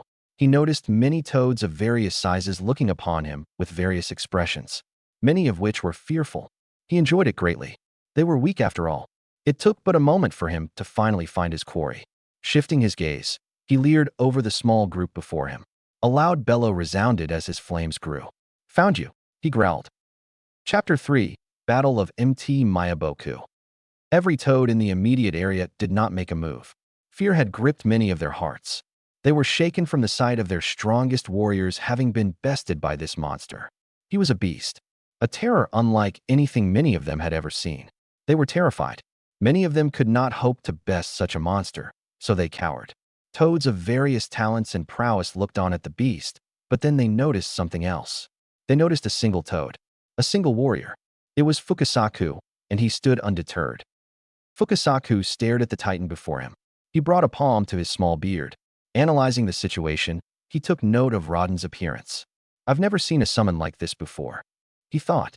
Seeing this fearlessness, Rodan reared up to tower over the small toad. Flames danced around his frame as a malicious aura shrouded the area. His sulfuric-colored eyes centered on Naruto at first, but then moved towards Fukasaku. A bellowing growl resonated from his throat. Growling, he spoke. Toad, you have something of mine, and I want it back. You there? Fukasaku bravely yelled at Rodan. Who are you to barge into the sacred land of Mt. Mayaboku? Fukasaku had no clue what the creature before him was, nor how it managed to reverse summon itself to the mountain. It was preposterous. Rodan moved his head slightly. An expression of confusion briefly adorned his face, before being replaced with a glare. Bold words for a toad. Rodan stated as he mused slightly forward. I am death, destruction, ruin, evisceration. I am that which comes from Ian's past. I am he who rules the skies. I am the one born of fire. I am Rodan, the fire demon. His roar echoed across the mountain, causing many toads to flee out of sight. Looking up at the Titan, Fukasaku narrowed his brow. A slight drop of sweat ran down the side of his head. Is that so? He chuckled nervously. Interesting. His gaze shifted slightly from the Titan to Naruto's arm. That explains everything, he thought. Returning his gaze, Fukasaku narrowed his eyes and moved his small frame in front of Naruto's body. Shima, he called out. Take the boy to that senile old toad. He will know what to do. What do you mean, Pa? Shima questioned in a hushed tone. Staring directly at the threat before him, Fukasaku did not turn to face his wife. He knew that he would need to tread cautiously within the next few moments. It seems the old tales that senile toad told were true. He spoke. I have heard this beast's name once before. It was from an old tale from his youth. He was becoming nervous. Shima noticed his small palms were slightly shaking. He attempted to calm himself, but he felt a wave of primitive instinct begin to flow through him. If this is the creature, I think it is prudent that we get him to the geyser now. Without a second thought, Shima took Naruto and ran for the top of the mountain. Rodan, watching, quickly moved to intercept. Lunging forward, Fukasaku channeled nature energy into his palm. He was aiming for the right side of Rodan's face, but he was spotted. Curious, Rodan thought. What could a small toad do to the likes of me? With tremendous effort, Fukasaku struck Rodan's face. The blow, fueled by the power of nature energy, struck Rodan with enough force to send him toppling onto his side. The Titan, perplexed by the strength of the attack, turned towards Fukasaku. The toad, no longer shaken by the instinctual fear that plagued him moments ago, stood ready for a fight. Shaking his palms slightly, Fukasaku took note of the burn marks that now adorned his skin. It seems that physical combat could be tricky. He noted, that heat I felt when I landed that blow was immense. Sighing, Fukasaku could feel the aching in his joints. Looks like you're going to be quite the challenge, he mentioned. Picking himself up, Rodan now focused his sights on Fukasaku. It was clear that his size would not inhibit his capabilities in fighting him. This made Rodan narrow his eyes. A thought of a different time began to appear. A toad, the same size as the one before him, had done the same thing. A growl bellowed in his throat. He had forgotten that there were toads, just like the one from long ago and the one before him, that could utilize nature energy to achieve great feats. Heat radiated off Rodan's body as he stepped forward a single, large, and daunting step towards Fukasaku. A new thought graced his mind.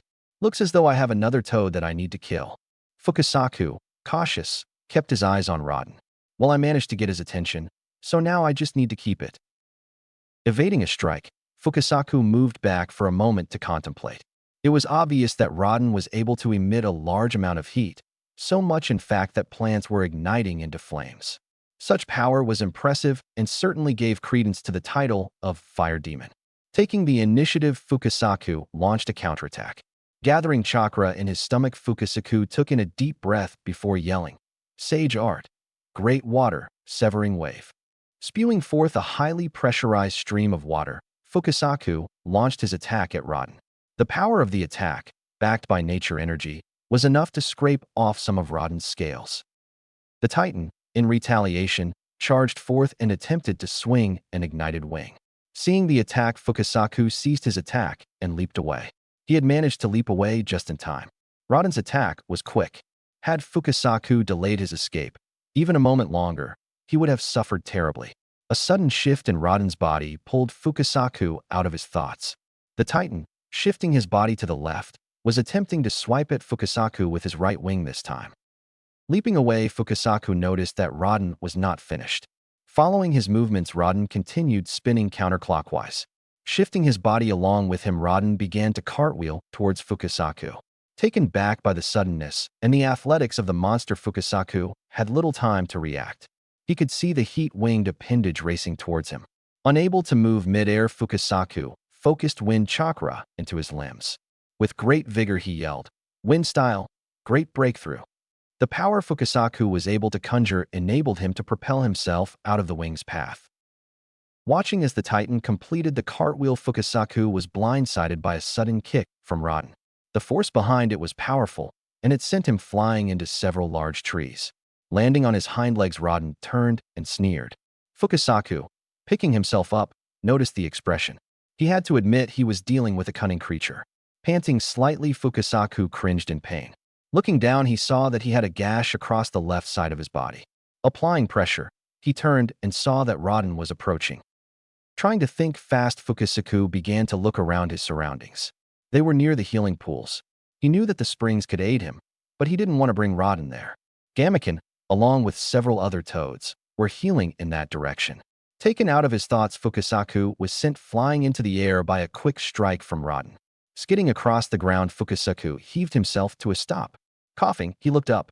Leaping into the air, Rodan aimed to crush Fukasaku where he stood. Watching the quickly approaching Titan, Fukasaku attempted to move. In a thunderous strike, Fukasaku watched as a large shield bashed into Rodan. Taken back by the sudden blow, Rodan hardly registered what had happened until he was sent skidding across the ground. Looking up to his left, Fukasaku saw Gamaken, now bandaged, standing with his shield and Susumita in hand. "Ken, what are you doing?" Fukasaku shouted. "You shouldn't be moving. As if I'd let you fight him by yourself." Gamaken shouted back. "Besides, I want to pay this guy back, not just for myself, but for Hiro and Bunta as well." Rising to his feet, Fukasaku could only sigh. "Very well, but whatever happens to you will be your own fault. You hear? I will not take responsibility for your recklessness." Fukasaku clarified. Gamaken merely nodded as he placed his shield in front of his body. Rising from his fallen position, Rodan noticed Gamaken and a growl bellowed out. "You," Rodan roared. "You're the one that took my quarry from me." A surge of heat erupted from Rodan, igniting much of the area. Hopping onto the top of Gamaken, Fukasaku readied himself. "Ken, my boy, let's do this." Roaring, Rodan charged at the two. Attempting to strike, Gamaken pushed his Susumita forward. Swerving to the right, Rodan slid past the thrust and crashed into the shield. Pushing with all his might, he sent Gamaken back. Forcing the magenta toad down, Rodan attempted a strike, but took note of Fukasaku. The small toad soared towards the Titan's face. "Do you think I'd fall for that again?" Rodan roared. Quickly turning his head, Rodan sent forth a large amount of air with a mighty roar. Fukasaku, covering his eyes, lost his forward momentum and was sent flying. Suspended in the air, he watched as Rodan leaped onto Gamaken. Removing the shield, Rodan dug his talons into the toad's exposed body. Cringing in pain, Gamaken attempted to free himself from Rodan's grasp. Spreading his wings, Rodan flapped them with his mighty strength and lifted both him and Gamaken into the air. Focusing on Fukasaku, Rodan dipped his body forward as he performed a flip in the air. Seeing his surroundings flip around, Gamaken could do little as he suddenly felt the talons remove themselves. Realization hit the magenta toad as he flew forward. Rodan had just flung him at Fukasaku. Taken back for a moment, the elder toad had to brace himself. "Fukasaku, look out!" Gamaken yelled. The elder toad breathed deeply and readied himself. Taking in as much nature energy as he could, Fukasaku attempted to do something risky. "Ken, use your Susumita to slow yourself," he yelled. Doing as he was told, Gamaken struck the ground below him with his Susumita. Digging it deep into the ground, he felt the drag slowing him down.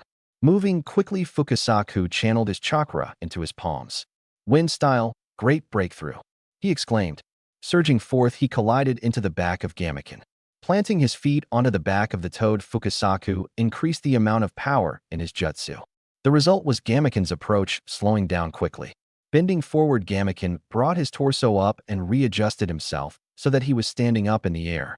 Planting his feet down on the ground, he skidded across the landscape, coming to a stop just a few massive steps from the healing pools. Letting out a sigh of relief, Fukasaku leaped onto Gamaken's shoulder. Taking in the sight, he saw the new trench that was created in the landscape of his home.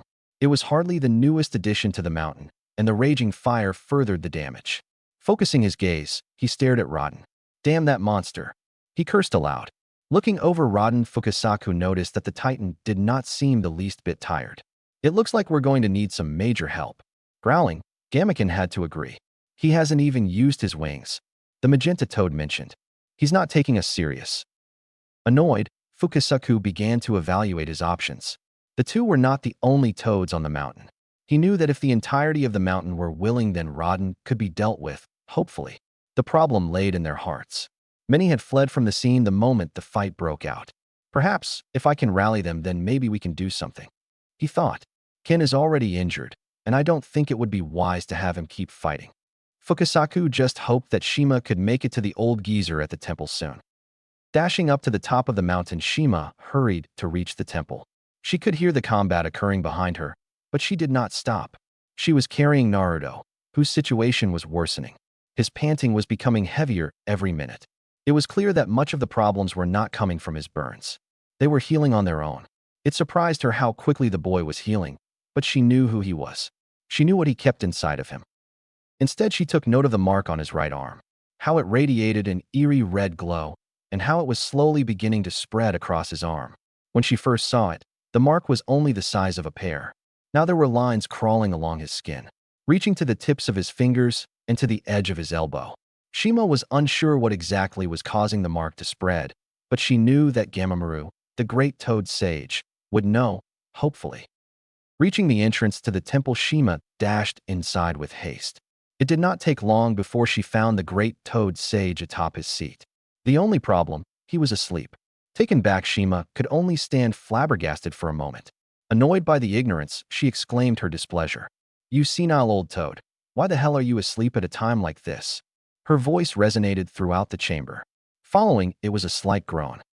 Opening his eyes slightly, the great toad sage took note of his guests. "Shima, why are you here?" he questioned slowly. "Did I oversleep again?" Flabbergasted, Shima could not help but feel infuriated. "Do you have any idea what's been happening outside?" Shima yelled. "Mount Miyaboku is under attack." Gamamaru, for his part, furrowed his brow at this. Bringing a large hand up, he began to rub his head. "I see," he started. "Is it the snake tribe again, or is it that pesky crow tribe?" "Neither," Shima exclaimed. "We're being attacked by some large firebird." A look of confusion appeared on the old toad's face. He seemed puzzled by the statement and began to rub his head again. "A firebird," he repeated. Thinking back to his experience, he attempted to deduce said threat's identity. A few thoughts popped into his head, but he struggled. There were many things that popped into his head when he heard the word firebird. "Are you sure it's not the crows again? You know that occasionally, they like to bring another bird summon," Gamamaru pointed out. Instead of a rebuke, he had a stone thrown at his head. Blinking slightly, he understood the meaning. Bringing his hand up to form a thoughtful expression, he pondered. "Are you sure it's a bird?" "Look, I don't know what it is. All I know is that it's strong enough to defeat Bunta, Hiro, and Jiraiya Boy by itself." Shima retorted loudly. She noticed that the elder toad's posture did not change. Deciding to further explain her limited knowledge, she revealed Naruto. And for some reason he is fixated on this boy. Curious, Gamamaru looked at the unconscious form of Naruto. He took note of the boy's hair and whisker marks. He seemed to have been able to identify the boy upon first sight, as an understanding expression appeared on his face. Leaning forward slightly, he took note of Naruto's right arm. His expression hardened. "Shima, raise the boy's right arm," Gamamaru ordered. Shima was taken back. He was serious. She had only heard him speak this way 2 times in her life. The first was during the Second Summoning War, a conflict that ravaged much of the lands for 12 years. The third was when he spoke to Minato prior to his death. Mindful of the boy, she showed the appendage to Gamamaru. Viewing the mark that was spreading, his expression became stern. "I see, so the boy achieved synthesis." He spoke softly. An expression, one unlike Shima had ever seen before, began to emerge. It held depth, as if he were deep in thought, possibly recalling something from some other time. Unsure of what the elder toad meant, she was surprised when his tongue lashed out and scooped Naruto from her hands. Placing the boy in the palm of his wrinkled hand, Gamamaru analyzed the seal. "It seems that the seal is running rampant now, probably due to the Kyuubi's chakra." "You know what the issue is?" Shima blurted out. "Yes," Gamamaru answered swiftly. "His body is rejecting the seal and the nature energy that it's absorbing." Observing, Shima saw Gamamaru bring his other hand up. Forming a hand seal, he began to focus his chakra. Shima watched as the elder toad's chakra emerge. Swirling in the palm of his open hand, which held Naruto, the chakra began to move towards the seal. Connecting with the seal, the lines began to reverberate a dark purple color. The luminance of the glow intensified. In what seemed like a response to the new chakra, the seal began to rapidly spread across Naruto's body. Within seconds, Naruto was screaming in pain. "What is happening?" Shima yelled. "Feedback," Gamamaru answered. "It seems that the seal is attempting to resist my interference." "What?" Shima blurted out, stupefied. The seal was beginning to reach Naruto's legs and across the right side of his face. It followed his chakra network, and in spots where his tenketsu were located, small flaming chakra spikes emerged. Wherever the seal went, Naruto's body began to burn with heat. His skin flaked as his body became hardened. His skin was changing color to that of burgundy, and underneath it, heat surged wildly. Seeing this, Gamamaru began to gather nature energy. Channeling the power towards his other hand, Gamamaru brought it to a fixed point, a single finger that was illuminated in a sheet of light. Once completed, he brought the digit down towards Naruto. Mindful of his power, he gently tapped the boy with the edge of his digit. "Sage art, enlightened touch of suppression," he proclaimed. In a single moment, a blinding light illuminated the chambers of the temple. Pierced by the radiance, the seal let forth a screech. Quickly it dispersed and returned to its original size. Looking over the boy, Gamamaru noted that the seal was now in its dormant state, and with that he let out a sigh of relief. Shima was taken back by the light. Shielding her eyes, she waited until it subsided moments later to return her gaze back to the scene. Gamamaru relaxed as he carefully lowered Naruto into her arms. "It's been many centuries since I've last used that technique," he mused. "I think the last time I used it was back when you and Fukasaku were just wee tadpoles." He let out a soft chuckle before relaxing in his seat once more. Shima was flabbergasted as she looked over Naruto. The damage she had seen just moments ago was truly gone, and the burns from before were beginning to heal. "The enlightened touch of suppression is a rather nifty technique, wouldn't you say?" Gamamaru stated. "It has the ability to cease any disruption in a chakra network while promoting healing. Such a technique is worthy of such praise." Shima agreed, as she continued to check over Naruto. She watched as his wounds slowly began to heal before her eyes. Of course, such successful healing cannot come from that technique alone. "A wondrous power the Kyuubi has," Gamamaru commented.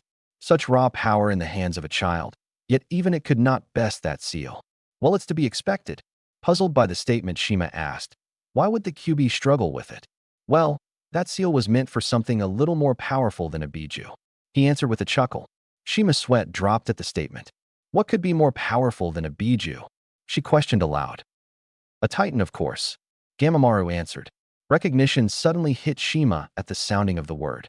It was like that of a brick wall, so forceful that it shook her with fear.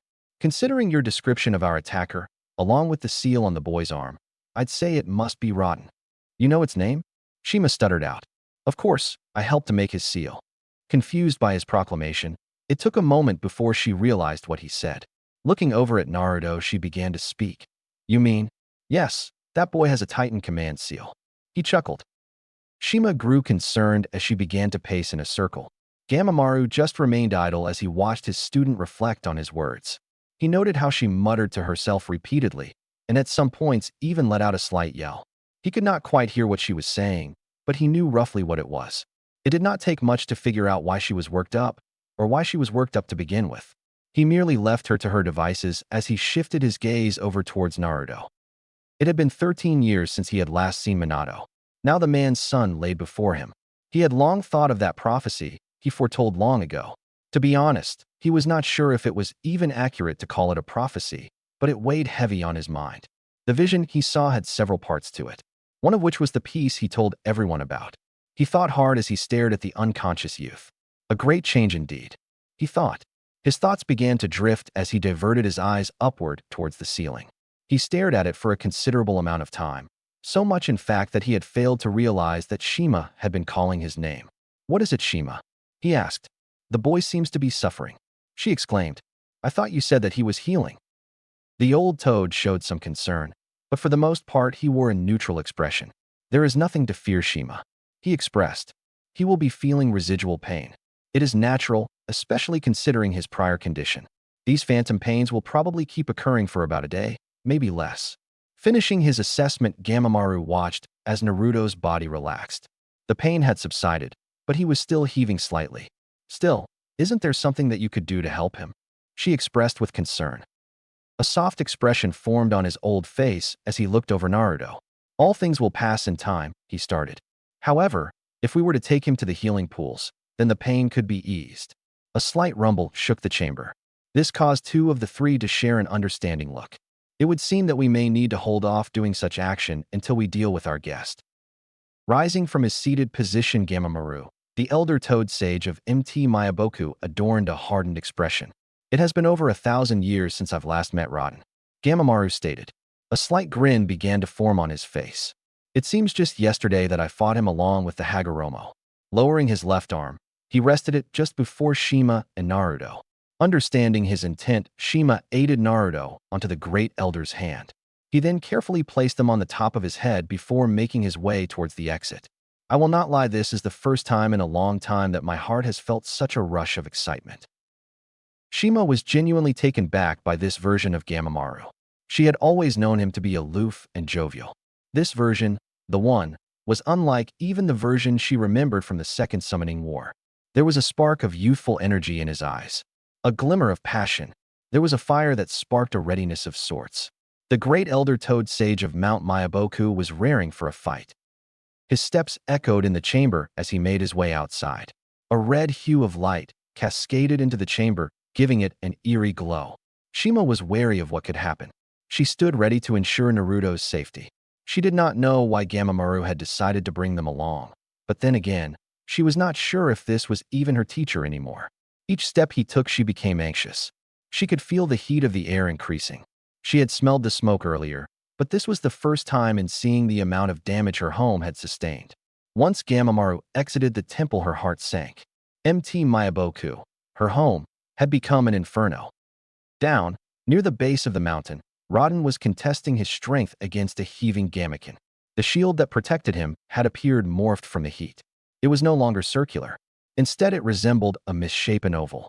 His Susumita was also seemingly not spared from the heat that morphed his shield, had been shortened, melted away by an immense heat. Straining, Gamaken was heaving badly. On his back, Fukusaku also looked worse for wear. They had managed to divert Rodan away from the residential areas and the healing pools, but they were near the end of their fighting capabilities. Gamaken especially, as he could be seen clearly bleeding from his mouth. He had cuts adorning his body, along with open wounds. Burns graced his right side, and his right arm was severely burnt. The burn was so severe that it seemed to fester.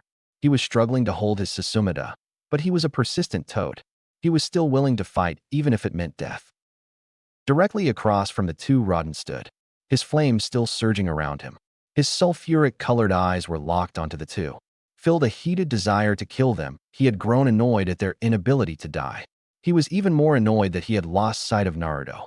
Where did they take that brat? He thought. He's around here, I can feel it. But this damn mountain is interfering with my senses. He growled at this.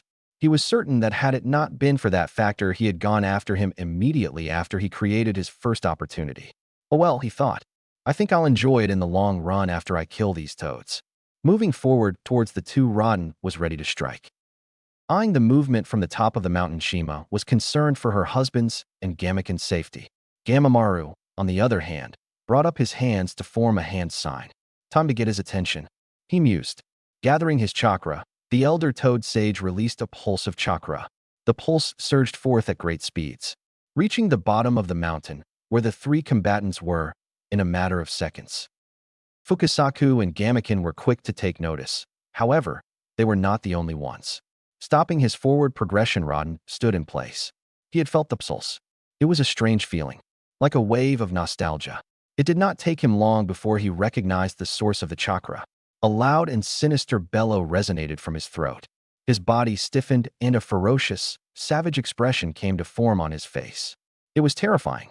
Fukusaku and Gamaken were suddenly met with a wave of negative energy, the likes of which they had never felt before. Before long, the energy encompassed the entirety of the mountain. Turning his head towards the top of the mountain, Rodan saw his target, and said toad was grinning. It's been a while, little cinder. Rodan glared at the elder toad. His eyes raged with hatred. Toad, he hissed as his talons dug into the ground. Fire raged to life beyond anything Fukusaku or Gamaken had seen during their fight. Pushed back by the heat generated, the two were surprised as they noticed sparks surging forth. Fukasaku was especially surprised. He's generating enough heat to generate electricity, he thought. Slowly, Rodan began to move in the direction of Gamamaru. You haven't changed much during these past thousand-some years, I see. The Elder Toad commented. Your fires are still as impressive as they were long ago.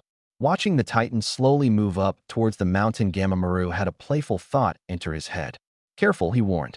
If you take one more step, then I'll beat into the foundations of My Mountain. A large amount of killing intent was sent down the mountain towards Rodan. The pressure did little to bother the Titan. Instead, it made him want to quicken his pace. Daring another step, Rodan noticed Gamamaru's grin expand. Oh, it seems you are a glutton for punishment, he remarked. Lowering his body, Gamamaru brought a hand to the ground beneath him. Eyeing Rodan, he refused to let his eyes drift from them. Many, if not every toad in the area watched in silence. They had been hiding the entire time, yet that did not mean they were not keeping an eye on the combat. No, they were busy attempting to stay alive, or in some cases helping others put out the flames and aiding trapped toads. The scene that was folding out in front of them was something many had never seen before. Their great elder toad, their spiritual guide and former leader, was prepared to fight. Shima, sensing Gamamaru's intentions, grew wary. She was growing concerned over Naruto's safety.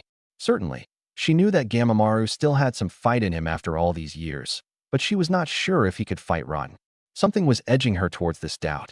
From what she could deduce, Gamamaru had previously fought this Titan, but could he do it again? As if sensing her concern, Gamamaru spoke up. Do not worry, Shima, he reassured. I do not intend to risk Naruto's safety, nor lose my own life. His confidence seemed to impart some sense of comfort into the small toad, but she was still concerned. Raising his right palm, Gamamaru channeled his chakra. Concentrating the flow into his hand, a burst of smoke erupted into existence.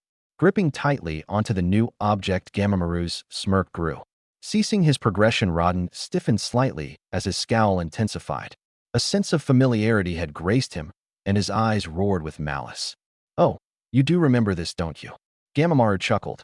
Emerging from the cloud of smoke was a massive tanto, whose adorned handle and sheath were that of ancient mahogany. Of course, no one who has been struck by it could forget its name, not even one of your kind. Placing it in front of himself, Gamamaru took hold of the sheath with his other hand and slowly began to draw his blade. Emerging from its ancient sheath, an ebony blade glistened from the light of the raging flames across Mount Myaboku. Mugetsu, the blade of eternal rest. Hissing at the sight of the blade, Rodan took a step back as he crouched slightly into a pouncing position. Raising the blade above his head, Gamamaru positioned himself. Placing his left foot forward, he moved his blade to rest adjacent to his right shoulder. Inhaling deeply, Gamamaru's stance tightened. Slowly, a sort of steam began to be emitted from Gamamaru's body. Watching directly from his back, Shima began to deduce what was happening. She watched as the old toad's normally wrinkled body began to harden. Slowly, she watched as the great elder's body seemingly had its color being restored to it. She was taken back as she watched his movements begin to increase in their speed and strength. Opening his eyes slightly more than usual, Gamamaru met Rodan's eyes, pupil to pupil. Launching himself forward, Rodan attempted to swipe the weapon from Gamamaru's hands. Swiftly, the toad elder moved back. Evading the strike, Gamamaru focused chakra into the blade. A sheet of dark energy radiated from the blade.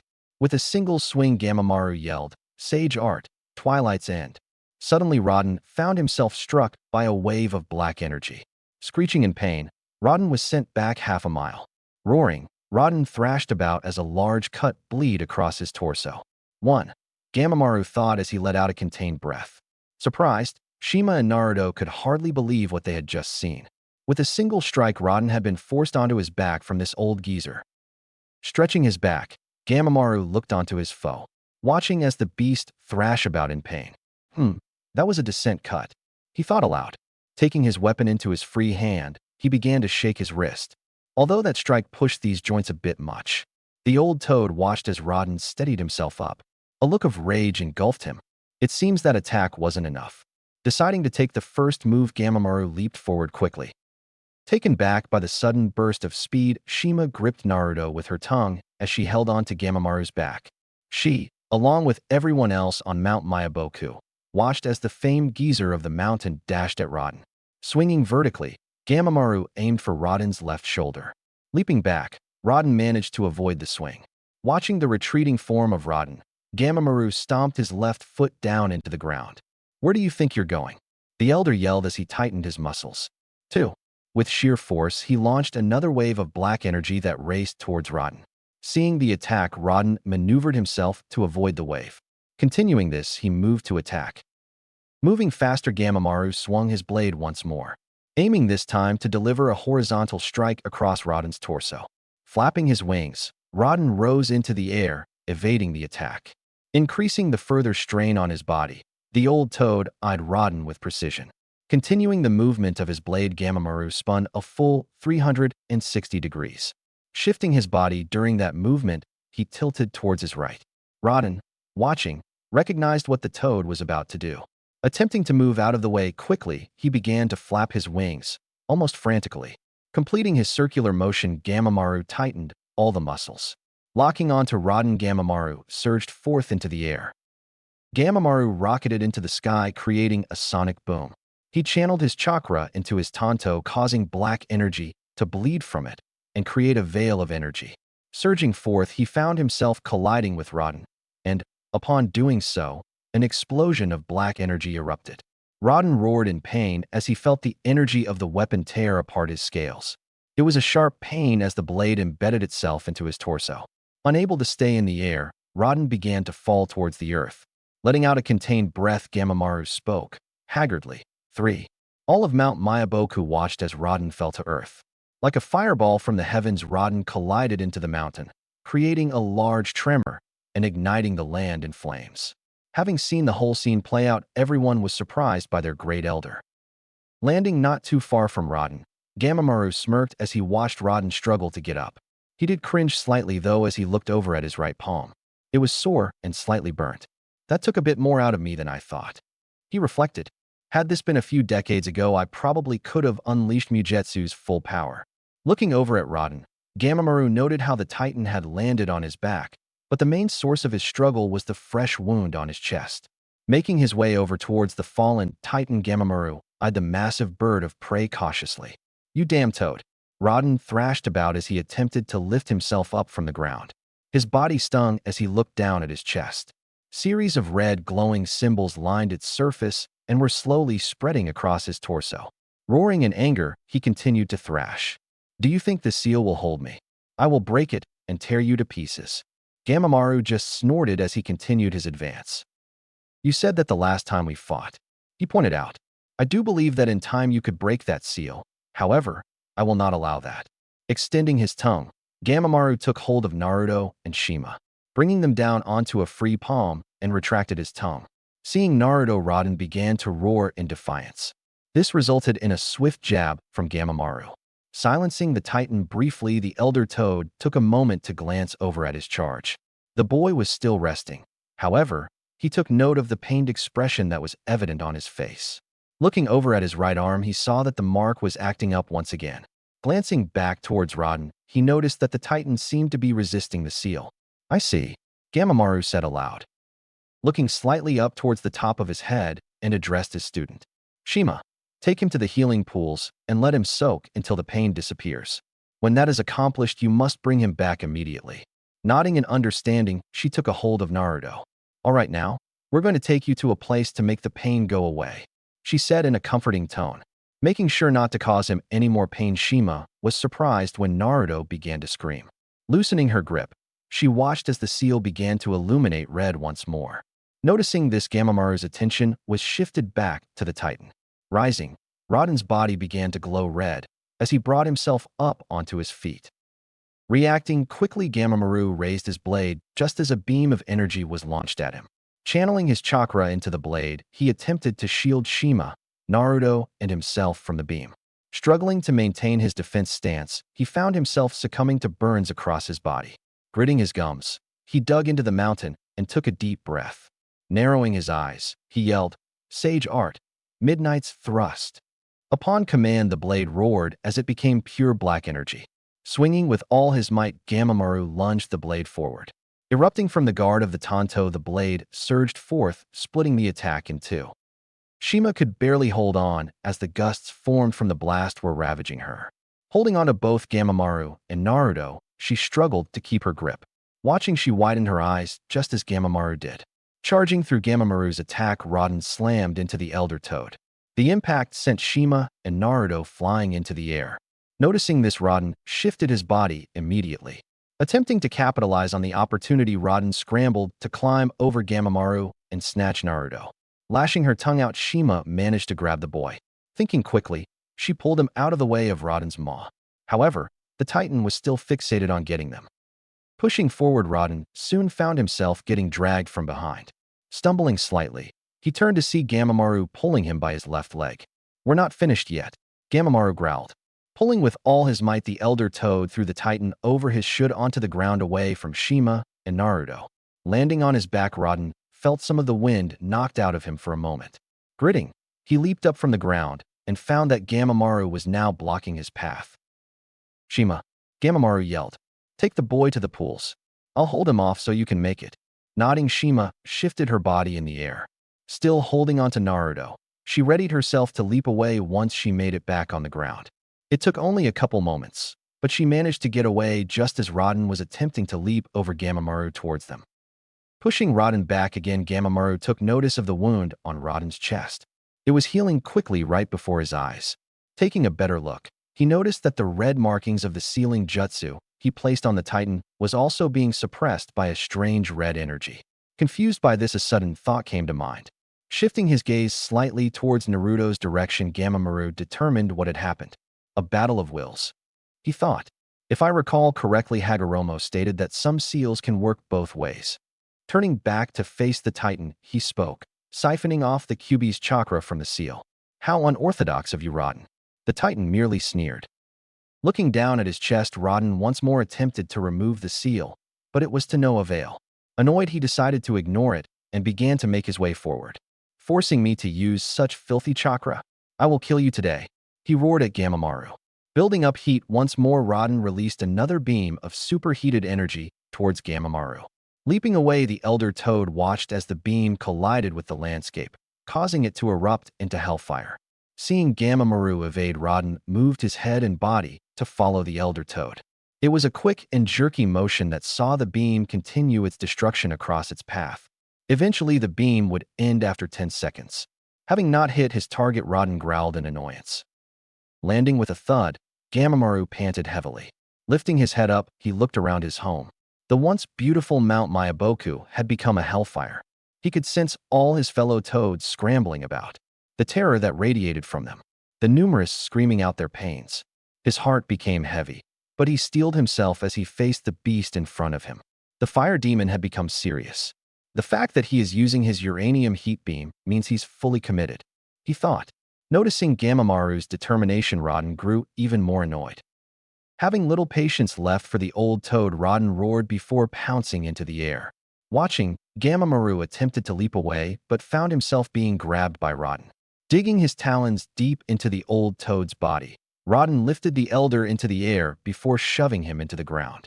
Feeling the weight of the Titan, Gamamaru could do little to resist as he felt his body be lifted once more. Rising into the air once more, Rodan soared up once again before driving the old toad back into the side of the mountain. Raising his body, Rodan saw Gamamaru's ragged appearance. Rearing back his head, Rodan charged his uranium heat beam once again. Attempting to use his blade, Gamamaru found his arm restrained. Looking up, he saw the light forming in the back of Rodan's throat. Taking a deep breath, he focused his chakra in his stomach. Hastily, he yelled, "Sage Art, Water Cannon." Releasing a large burst of water, Gamamaru stunned Rodan as the blast struck the latter in the face.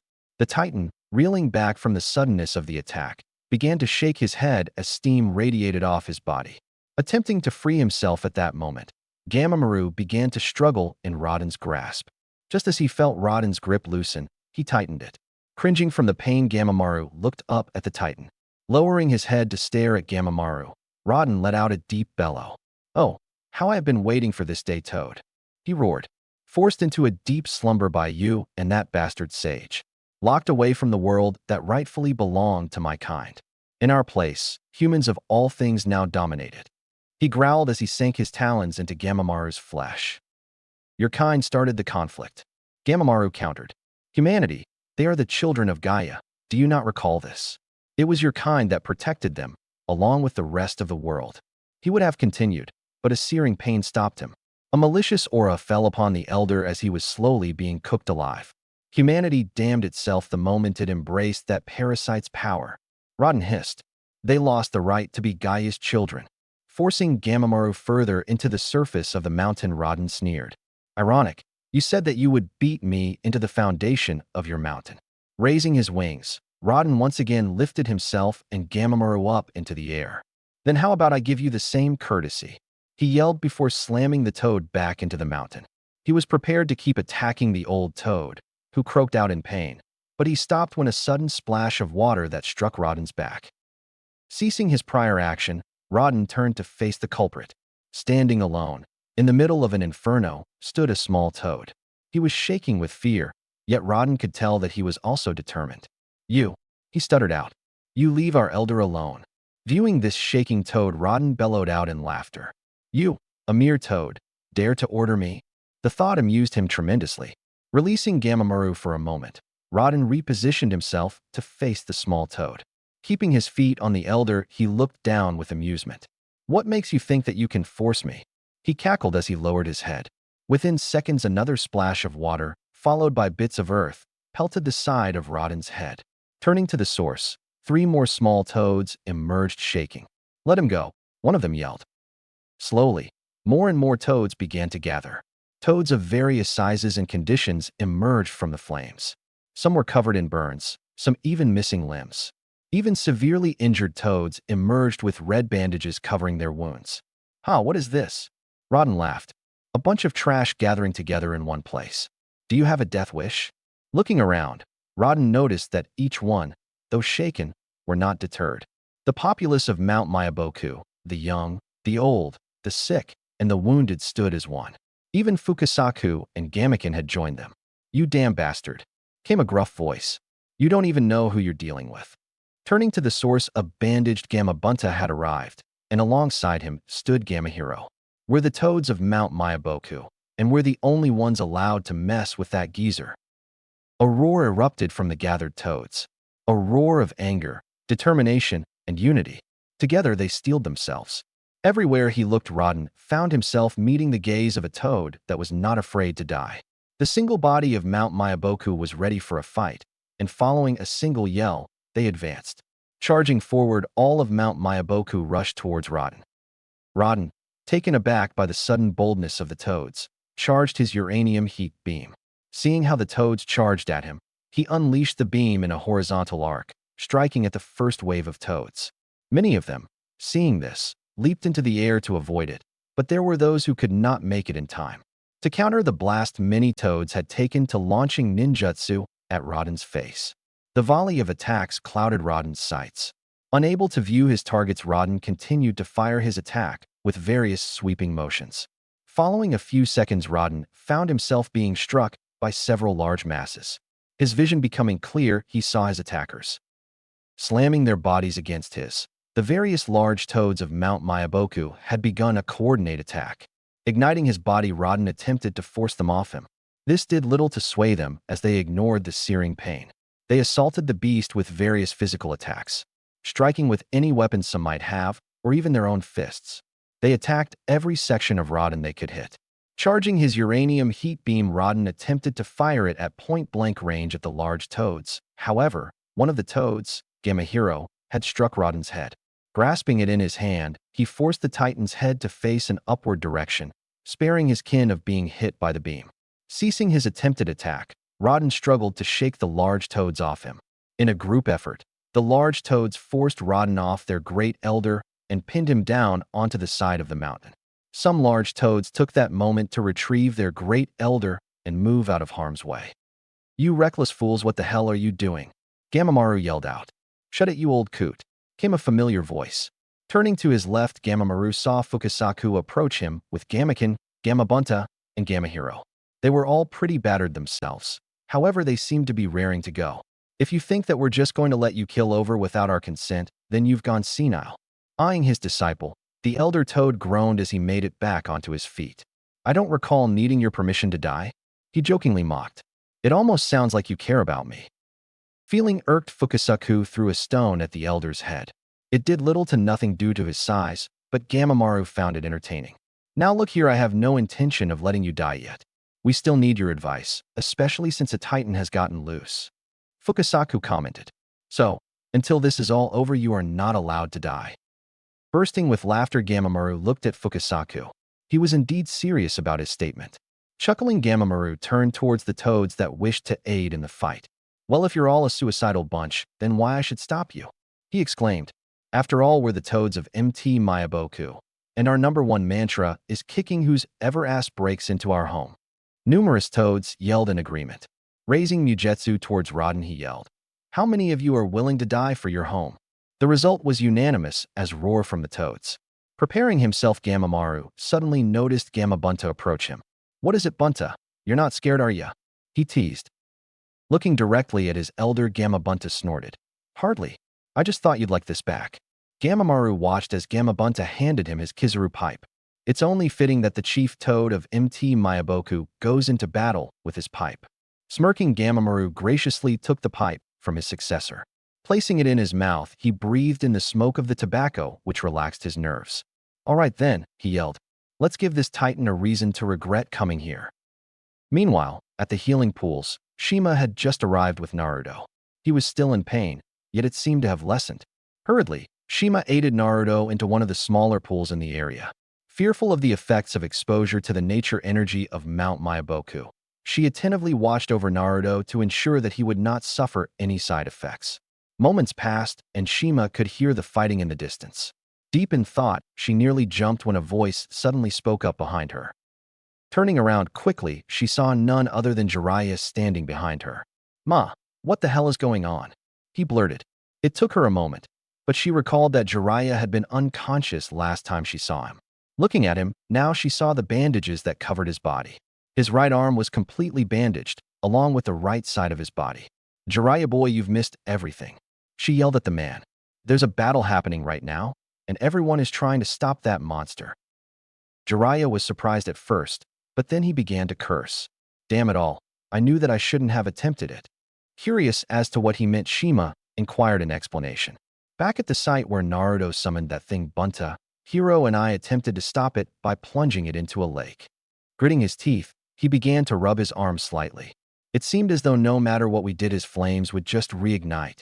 It did not matter if we attempted to embed him into the earth, extinguish him with jutsu, or even throw him into a lake. Hell, before coming here the landscape had become a hellfire. Did you notice anything during your fight? Shima questioned. Jiraiya attempted to recall. The only thing I noticed was that when we tossed him in the lake, it took him longer to reignite. He stated. Hell, that doesn't include the fact that the bastard placed a brand on me. A brand? Shima exclaimed in surprise. Yeah, he placed some of his own chakra in it. So when Bunta, Hiro and I attempted to reverse summon away, he tagged along as well. Jiraiya stated. My only guess as to why he did it was to get to Naruto. Yes, in fact, Jiraiya, we need your expertise. Shima blurted out.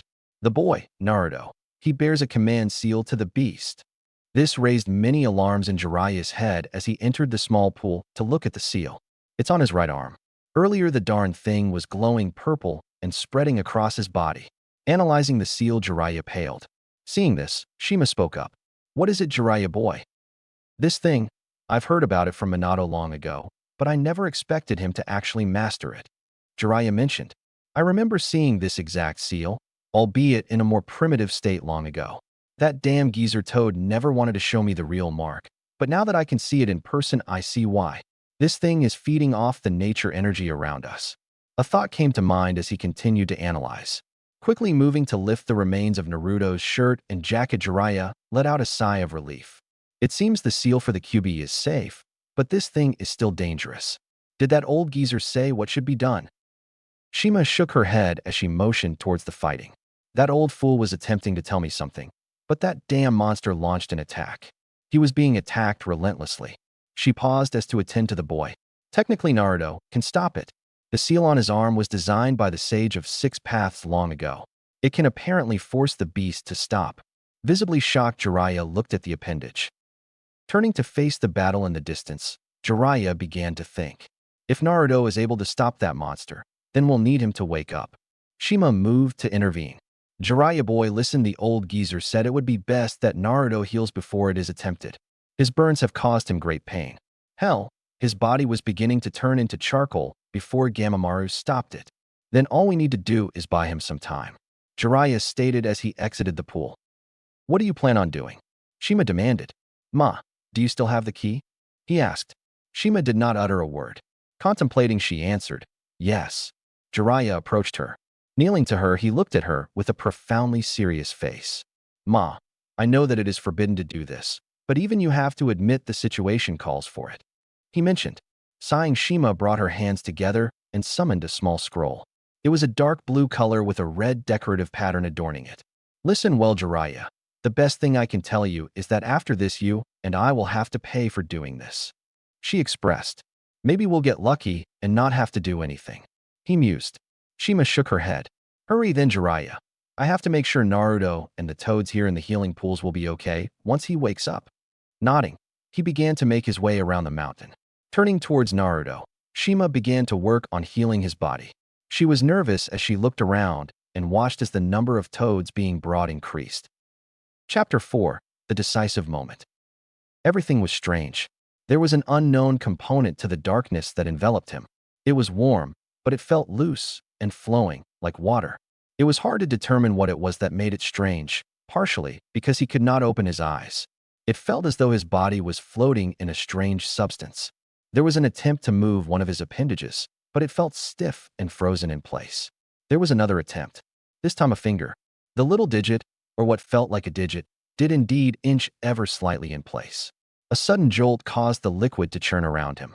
This furthered the growing question that had been developing in his mind. Where am I? He could not tell where or what he was in.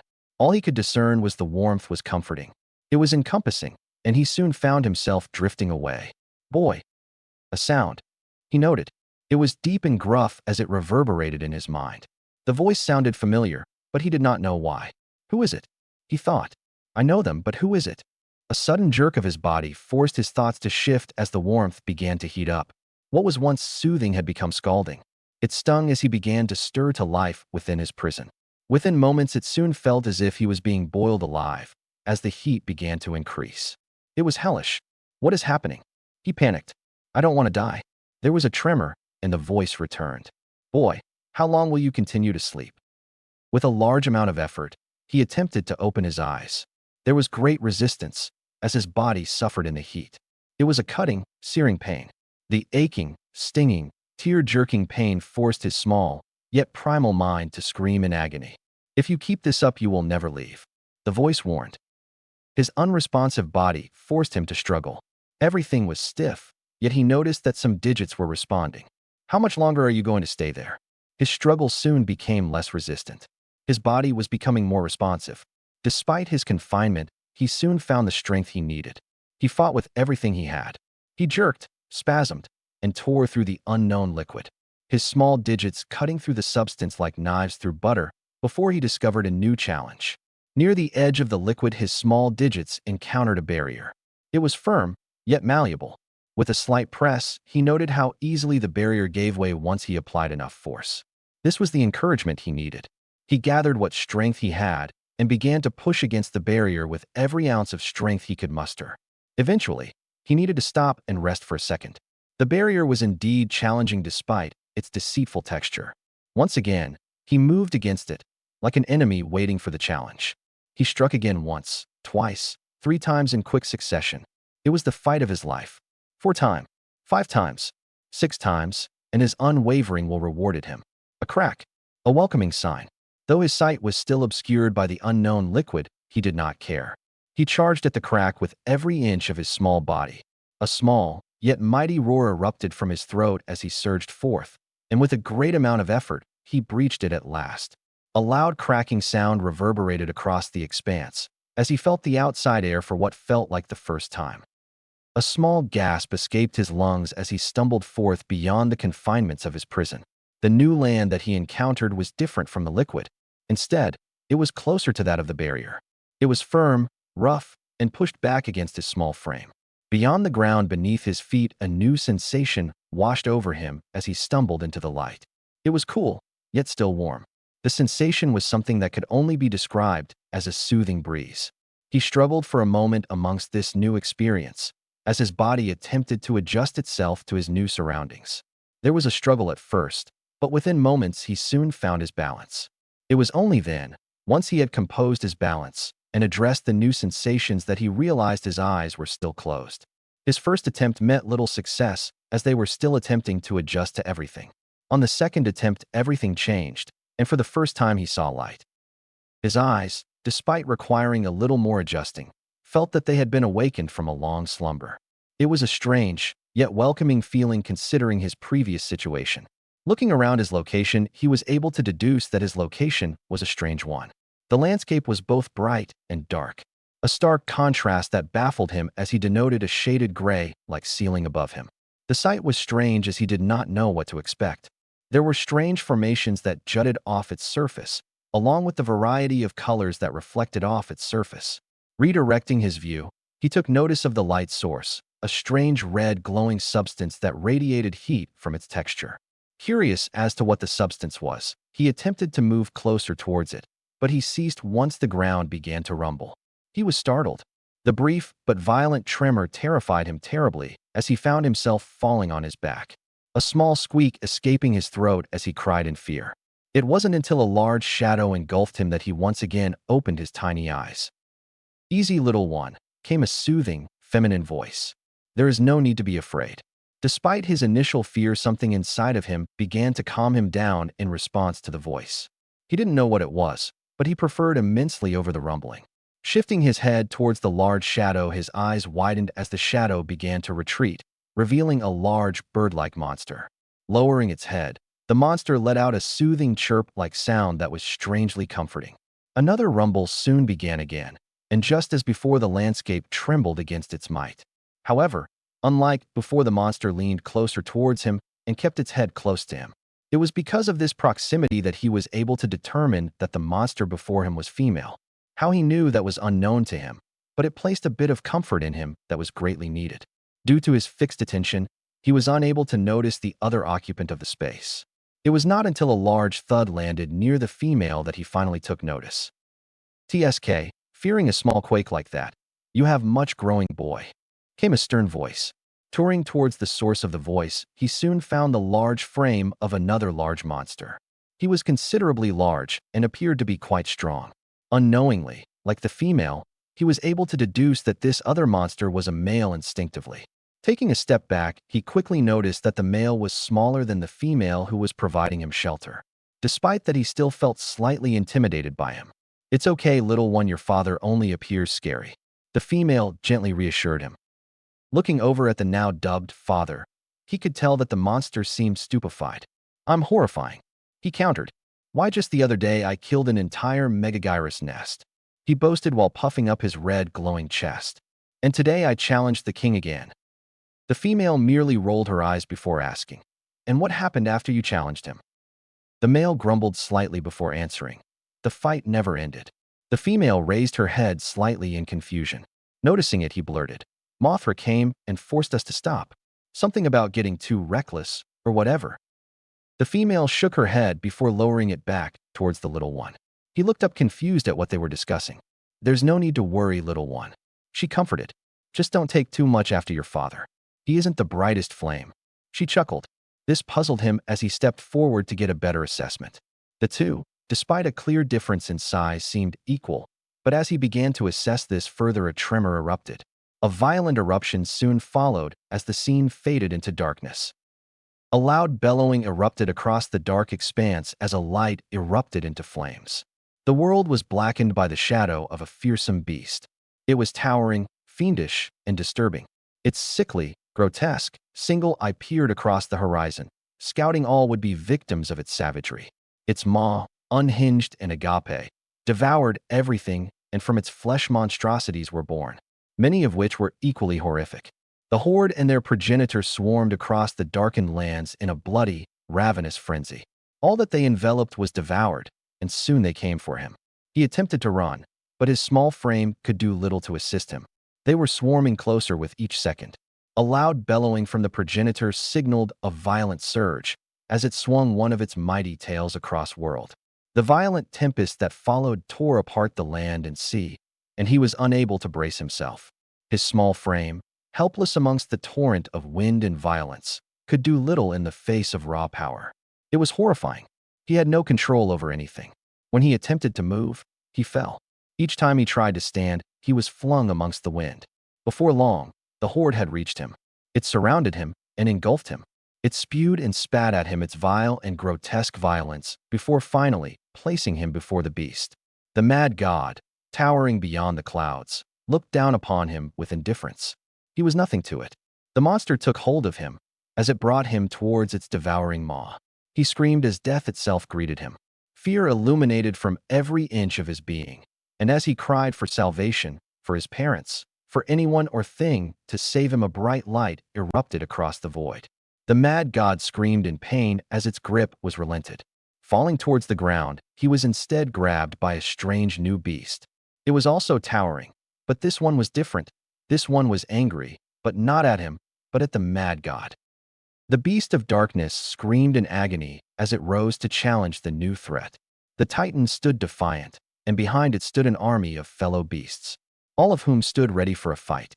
Turning around, he watched as the mad god and its progeny unleashed their horrendous chorus. The horns of hell resounded.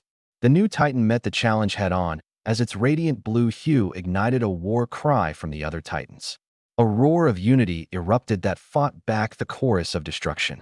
Images and sounds resounded across the darkness, some of triumph, others of pain. Culminations of various emotions surged through his tiny body. A voice erupted shouting, "Fight to your last breath. Purge the infestation from this world."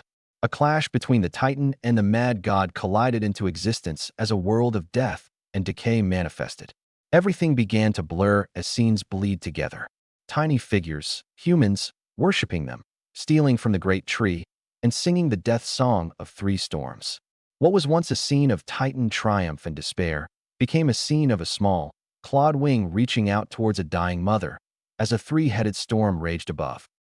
Jumping forward, Naruto found himself clutching his aching chest. Sweat was dripping down his face as he shook. It took a moment, but he began to calm down. What was that? He thought, as he recalled the images. That felt too real. He mumbled before a small hand softly touched his shoulder. Turning towards the source, Naruto soon found himself facing a small purple toad. "Easy there, dearie. You're still recovering," she softly warned. As if on cue, he suddenly realized his surroundings. He was on the edge of a spring, one of many, and he took notice that there were many toads being treated all around him. "What's going on here?" he asked. Shima turned to look at the same scene. It broke her heart to see so many of her fellow toads crying and writhing in pain, but she steeled herself. "Listen carefully, Naruto boy. You are on Mt. Mayaboku, the home of the summoning toads," she began, catching Naruto's attention. "You were brought here by Gamaken after you were attacked by Rodan." Naruto was surprised, but he kept his questions to himself as Shima continued. "Rodan followed you here, and he is hellbent on killing you." "Wait, that oversized turkey followed me here," Naruto dumbfoundedly repeated. "How could he follow me here if I was brought here by a toad?" It appears that he had a method of reverse summoning himself here, more than likely placing a mark on either Jiraiya, Bunta, or Hiro. Once one of them returned, he was able to follow them back. Shima proposed. "Regardless, he has been wreaking havoc across the mountain, and it does not seem as though he is going to stop anytime soon. First, he attempts to kill me because I summoned him with the Kyuubi's chakra, and now he's attacking innocent toads." Naruto blurted. "What is his deal?" "Naruto, from what I've been told, there is a reason for his actions," Shima stated. She pointed at the red mark on his right hand and said, "You bear a Titan command seal. It's what enabled you to summon Rodan." This surprised Naruto as he looked at the mark with a dumbfounded expression. "How the hell did I even get this thing?" Naruto shouted. "I never had this before." "No, you're wrong," Shima corrected. "It seems that you've had that mark just as long as you've had the Kyuubi." This surprised Naruto as he realized what that meant. "You mean the fourth Hokage gave this to me?" he questioned aloud while looking at it. "But why?" "I do not know either," Shima admitted. "However, I knew Minato boy, and he wouldn't have gone through the hassle of actually recreating that, let alone giving it away like he did." "What do you mean? This mark can only summon that stupid chicken. I don't see why it's so important," Naruto retorted. That's because you're unaware of what a titan is. Shima pointed out. They are powerful, ancient beasts that have existed since the primordial days of this world. She quickly grabbed a nearby stick and began to draw a basic picture in the ground. The titans are like Biju, in the sense that they are living entities of raw energy, but unlike the Biju, they are embodiments of Senjutsu. They are equals, if not superior to Biju, of course taking into consideration which one we are referring to. If they're so powerful, why haven't I heard about them before? Naruto asked with a hint of annoyance. That's because they were sealed away during the time of the Sage of Six Paths, which was thousands of years ago. Shima retorted.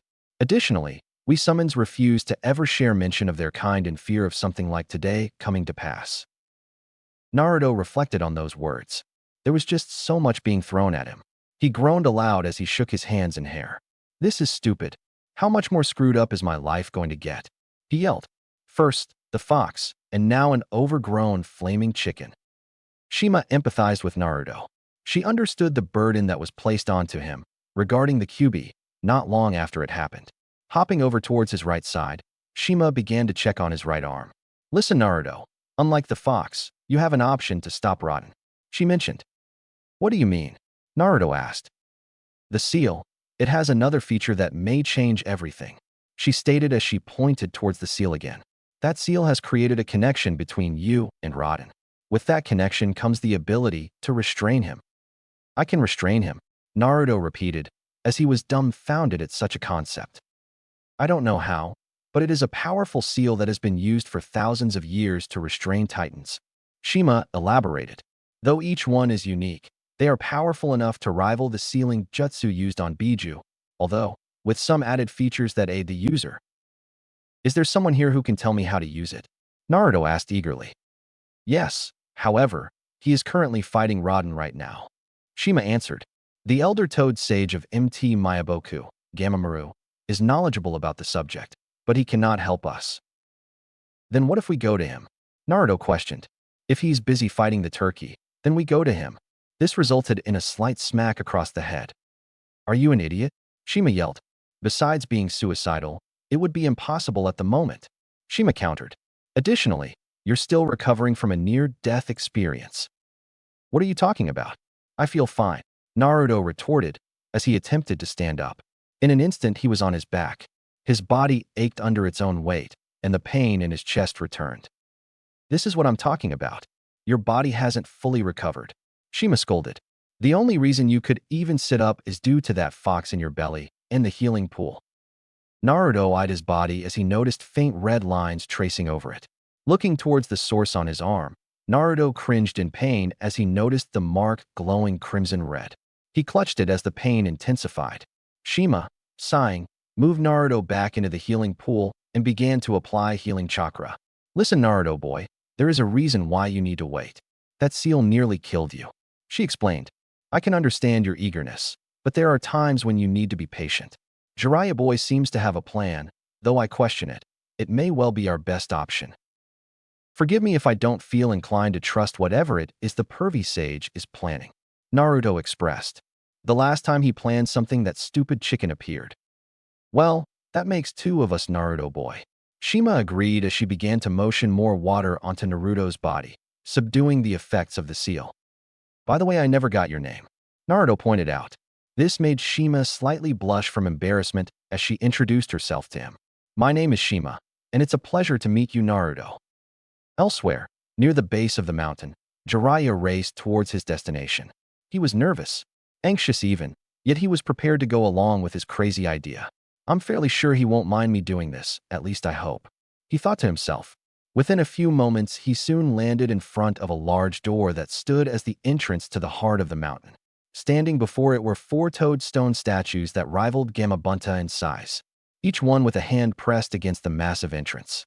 Despite their large size, they still paled in comparison to the massive doorway. Staring at the statues for a second, Jiraiya took note of a complex sealing array that expanded from each statue's hand, forming a massive forbidden seal with 8 even-numbered arrays layered on top of each other. Pulling out the key that Shima gave him, Jiraiya recalled how the door operated. He had first learned about it when he was training to become a toad sage long ago. The four-toed statues were once living toads that sacrificed themselves to seal the door shut. Before they were turned to stone, each one had a seal placed onto their hand. Once each toad placed a single hand on the door, the seals would expand and connect with one another. To open the door, an individual needed 3 things. One was the key that Shima had gave him. The other 2 were Fuinjutsu and Senjutsu. Walking forward, Jiraiya eyed the primary lock to the door. It was located at the center of the sealing array. Grasping the key tightly in his hand, Jiraiya took a deep breath. Despite being the Toad Sage, I still haven't mastered Senjutsu completely. I will need to be careful, he thought. He readied himself as he began to channel nature energy. He could feel it, the familiar presence that had gave much trouble during his training on MT Mayaboku. Steeling himself, he concentrated much of it he could into the key. It was becoming more luminous in appearance. Once he felt confident with the amount of nature energy channeled, he ceased. Jiraiya looked over the key that was now in his hand. It was a shimmering white, with streaks of light radiating from it. Turning back to the lock, he leaped up to it. Once on the door, Jiraiya was suddenly faced with a tremendous amount of nature energy. It was clear that it was coming from the other side of the door. The amount was monstrous. Well, I see why he stays in there, Jiraiya remarked as he placed the key into the lock. He listened as he heard a sudden click. Nodding, he quickly positioned himself over the lock and placed both hands on either side of it. He watched as the sealing array seemingly came to life as it shifted and moved to surround the lock and his hands. He then began the process of opening the door. Flaring his chakra, Jiraiya began to pour it into the seal array. It was arduous and it strained his body. The amount that was required was tremendous, but he slowly managed to make it work. His chakra was spreading across the door, shifting the array back towards the 4 toads. Jiraiya watched as the 4 large stone statues were filled with his chakra, and he could feel it. They were heavy. It had been a long time since the door had been opened, but he persisted. He could feel his being connecting to the residual beings that resided in their stone confines. Amazingly, Jiraiya felt a sudden strangeness as he watched the stone statues begin to move. From their ancient positions they stood. The 4 toad statues rose, and to Jiraiya's surprise he watched as they shifted their bodies to place their other hand on the door. A sudden tug pulled Jiraiya's attention back towards the lock. Eyeing it, he watched as the key began to turn in place. He watched as the lock moved outwards towards his chest before stopping. Watching it, he witnessed the lock and multiple gear-like mechanisms begin to rotate in various directions before abruptly ceasing with a loud bang. The door was now unlocked, and with great effort, Jiraiya and the 4 stone statues pushed open the door. Leaping off the door, Jiraiya watched as it slowly opened to a large cave, the size of which was massive. He took a moment to catch his breath. His body felt stretched and exhausted after opening the seal. I'll give that old toad some credit. He sure knows how to create powerful seals, Jiraiya remarked. He was suddenly pulled from his thoughts, though, as a wave of heated air surged from the cave. It was nearly incomprehensible how dense it was. Falling to his knees, Jiraiya struggled to even breath. It felt as if the very air that he was breathing had been burning his lungs. Sweating profusely, Jiraiya recalled another detail about his destination. The heart of MT Mayaboku resides within the center of a massive reservoir of nature energy, he recalled. Jiraiya struggled for a moment as he attempted to stand in place. It was strenuous, but he was able to get up from his knees, though he was still hunched over. He had never felt anything like this. It was amazing, yet terrifying.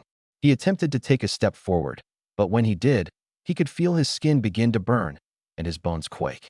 Regardless of the pain, Jiraiya decided that no matter what, he would progress. He continued to struggle at first, but within a few moments he was able to start a slight jog. It was not as fast as he would like, but it was all he could manage while delving into a heavily pressurized cavern. The nature energy that resided within the cave was fascinating.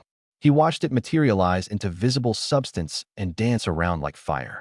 It was truly something as he watched it carve through the walls of the cave, expanding it, before slowly receding and the walls returning to its prior state. It was strange, but as he delved deeper into the cavern, he would find that it was not the strangest. Deep within the cave, he found the large cavern that expanded into a massive sea of erupting lava. Adorning the surface of the lava were numerous natural rock structures, some of which formed decently sized platforms. Eventually, he found what he was looking for. On the far side of the massive underground expanse, situated on a large pedestal, was a large bronze boncho. The bell itself resided within an old torii, as if it were enshrined. Seeing his objective, Jiraiya quickly attempted to make his way over towards it. He pushed himself within the large space. It was an arduous trek through the turbulent cavern. The spurring lava shot up like geysers everywhere randomly. One even nearly snagged his right leg and arm. Eventually, Jiraiya was able to push himself hard enough to reach a speed close enough to his usual. He had leaped from one spire to another, and he soon found himself standing upon the very pedestal that held his goal. The Bansho glimmered in the orange light that hued across the expanse. Walking up to it, Jiraiya noticed an inscription was carved into the bell. The phrase read, "When twilight befalls Miyaboku, he shall rise." Moving over towards it, Jiraiya snatched the mallet and prepared to swing. He remembered a note of warning regarding what he was about to do. When the Bansho is struck by the mallet, he may well perish. Out of all the times this bell has been struck, no one has ever survived. He reflected before he smirked. Well, I'll just have to break that record. Rearing back, Jiraiya struck the Bansho with the mallet with all his strength. The result was a massive sound wave that roared across the expanse. Bracing himself, Jiraiya soon struck again, resulting in another sound wave to erupt. It reverberated across the entire cavern. It even shook Jiraiya in place. He was not expecting such a force to resound from striking the bell. Analyzing the mallet, he noticed that there were some markings around it, just like the Bansho. Looking back at the main item in question, he cemented himself in place as he struck it again. He did it a total of 8 times, and after the last one, the mountain shook. It was a turbulent quake. Everything seemed to stir with excitement. The walls contorted as chunks of stone fell from the ceiling. Jiraiya, doing his best to stay steady, soon found himself losing his balance. The quacks soon intensified, and before Jiraiya knew it, everything erupted in flames. Across the surface of Mt. Miyaboku, the toads were combating Rodan in a joint coalition. They had managed to force him away from the healing pools, but were sustaining numerous casualties. Gamamaru had swung his infamous Mugetsu across Rodan's body. The blade, just barely being able to cut through the Titan's hide. Rodan laughed at this as he launched himself at the Elder Toad Sage. As Gamamaru attempted a vertical slash with his blade, Rodan swerved towards the right. The Elder Toad was unable to do anything as Rodan maneuvered around the blade. Talons tore through Gamamaru's flesh as Rodan took hold of the Elder Toad and tossed him. Gamamaru cringed in pain as he felt his body colliding with other large toads. Rodan laughed at the plight of the toads before him. Various small ones would continue to launch various jutsu at him, usually in combination with an attack from a large one. This at first took him by surprise, but having been fighting these toads for a decent while, he had already deduced their habits. Once again, another attempted combo was being launched at him. It was humorous to him. He watched as another wave of toads attempted to stop him, the larger ones bearing their weapons towards him, while small ones supported. Occasionally, the large ones would also launch a jutsu or two, but the results were the same. This time he leaped into the air and began to channel his nature energy. Flames danced across the sky as he unleashed his uranium heat beam. The heat of it scorched the land beneath him, searing everything in its wake. The screams of the toads below pleased Rodan, as he proceeded to bombard the remaining enemies below him with continual aerial attacks. Before long, flames were engulfing the sides of Mt. Miyaboku. Gamamaru, wincing in pain, looked up with a hurt expression. All around him, toads were being assaulted by flames. His once pristine home was burning away. Looking towards his left, he could see the likes of Bunta, Hiro, and Ken attempting to help some of the larger toads. Towards his right, he watched as Fukusaku organized a counterforce to the growing inferno. His heart ached though when he took notice of the many fallen toads that laid across his mountain. Many were charred, others torn apart. Stirring from his position, Gamamaru attempted to stand, but soon found himself falling to one knee as his left side ached from Rodan's last attack.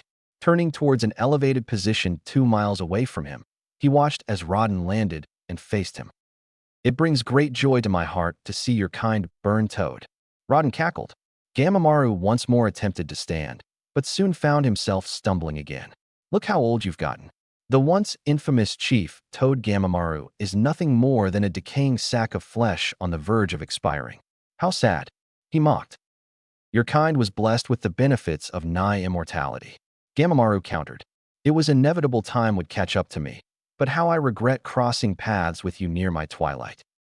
Consider this justice for the atrocity your kind instilled onto mine." Rodan sneered. That hatred in your heart will be your undoing, Rodan. It's what ended your kind's reign. Gamamaru warned. Your hatred will only lead to more hatred. That's the philosophical side I despise so much. It's what poisoned that blasted fool of a sage. Rodan snarled. Hagoromo saw the light of his actions, Rodan. It's what saved his soul from becoming as tainted as his mother. Gamamaru pointed out. But of course, I can understand your hatred. Rodan bellowed out a sinister growl as he leaped onto Gamamaru, pinning him down onto the ground. What do you know of my hatred, Toad? He growled. Mine is a unique hatred reserved for the likes of your kind and the humans. After all, they were the ones who unleashed the tyrant. They did not understand what they were doing. Gamamaru argued. They were innocent. Like children, they could not comprehend the power they were dealing with. And look what happened, Toad. My kind went nearly extinct. Rodan roared as he picked up Gamamaru and slammed him down onto the mountain. First, they began to use that parasite's power, and then they went and unleashed the devil himself. Their arrogance nearly destroyed this world. Angrily, Rodan dug his claws into Gamamaru's body. He then violently tossed him across the mountain. Gamamaru was nothing but a ragdoll at this point. He had lost his grip on Yujetsu and watched as the blade tumbled down the mountain. He himself would have followed had Rodan not pinned him to it. When I finish with you, I plan to kill that brat and lay waste to this forsaken world. And what of your king? Gamamaru questioned. This caused Rodan to flinch. Would he want you to do that? Rodan drifted into thought for a second. It was brief, but Gamamaru could have sworn that he saw slight regret in Rodan, but it faded as quickly as it appeared. Rodan seemed to have reaffirmed his drive as he dug his talons deeper into Gamamaru. He pushed the elder Toad further into the mountain before coming face to face with him. Vengeance met mercy as he growled out the phrase, "My king is dead." With that, Rodan moved his head away from Gamamaru as flames began to manifest around him. Broken and battered, Gamamaru could do little to resist Rodan. He stared up at the beast before him, and the only thing that came to mind was the memory of a distant past. I feel nothing but pity for you, Gamamaru mumbled. Rodan sneered at this. I pity that you will never be able to return to the time of your youth. I pity you because you will never have a heart again.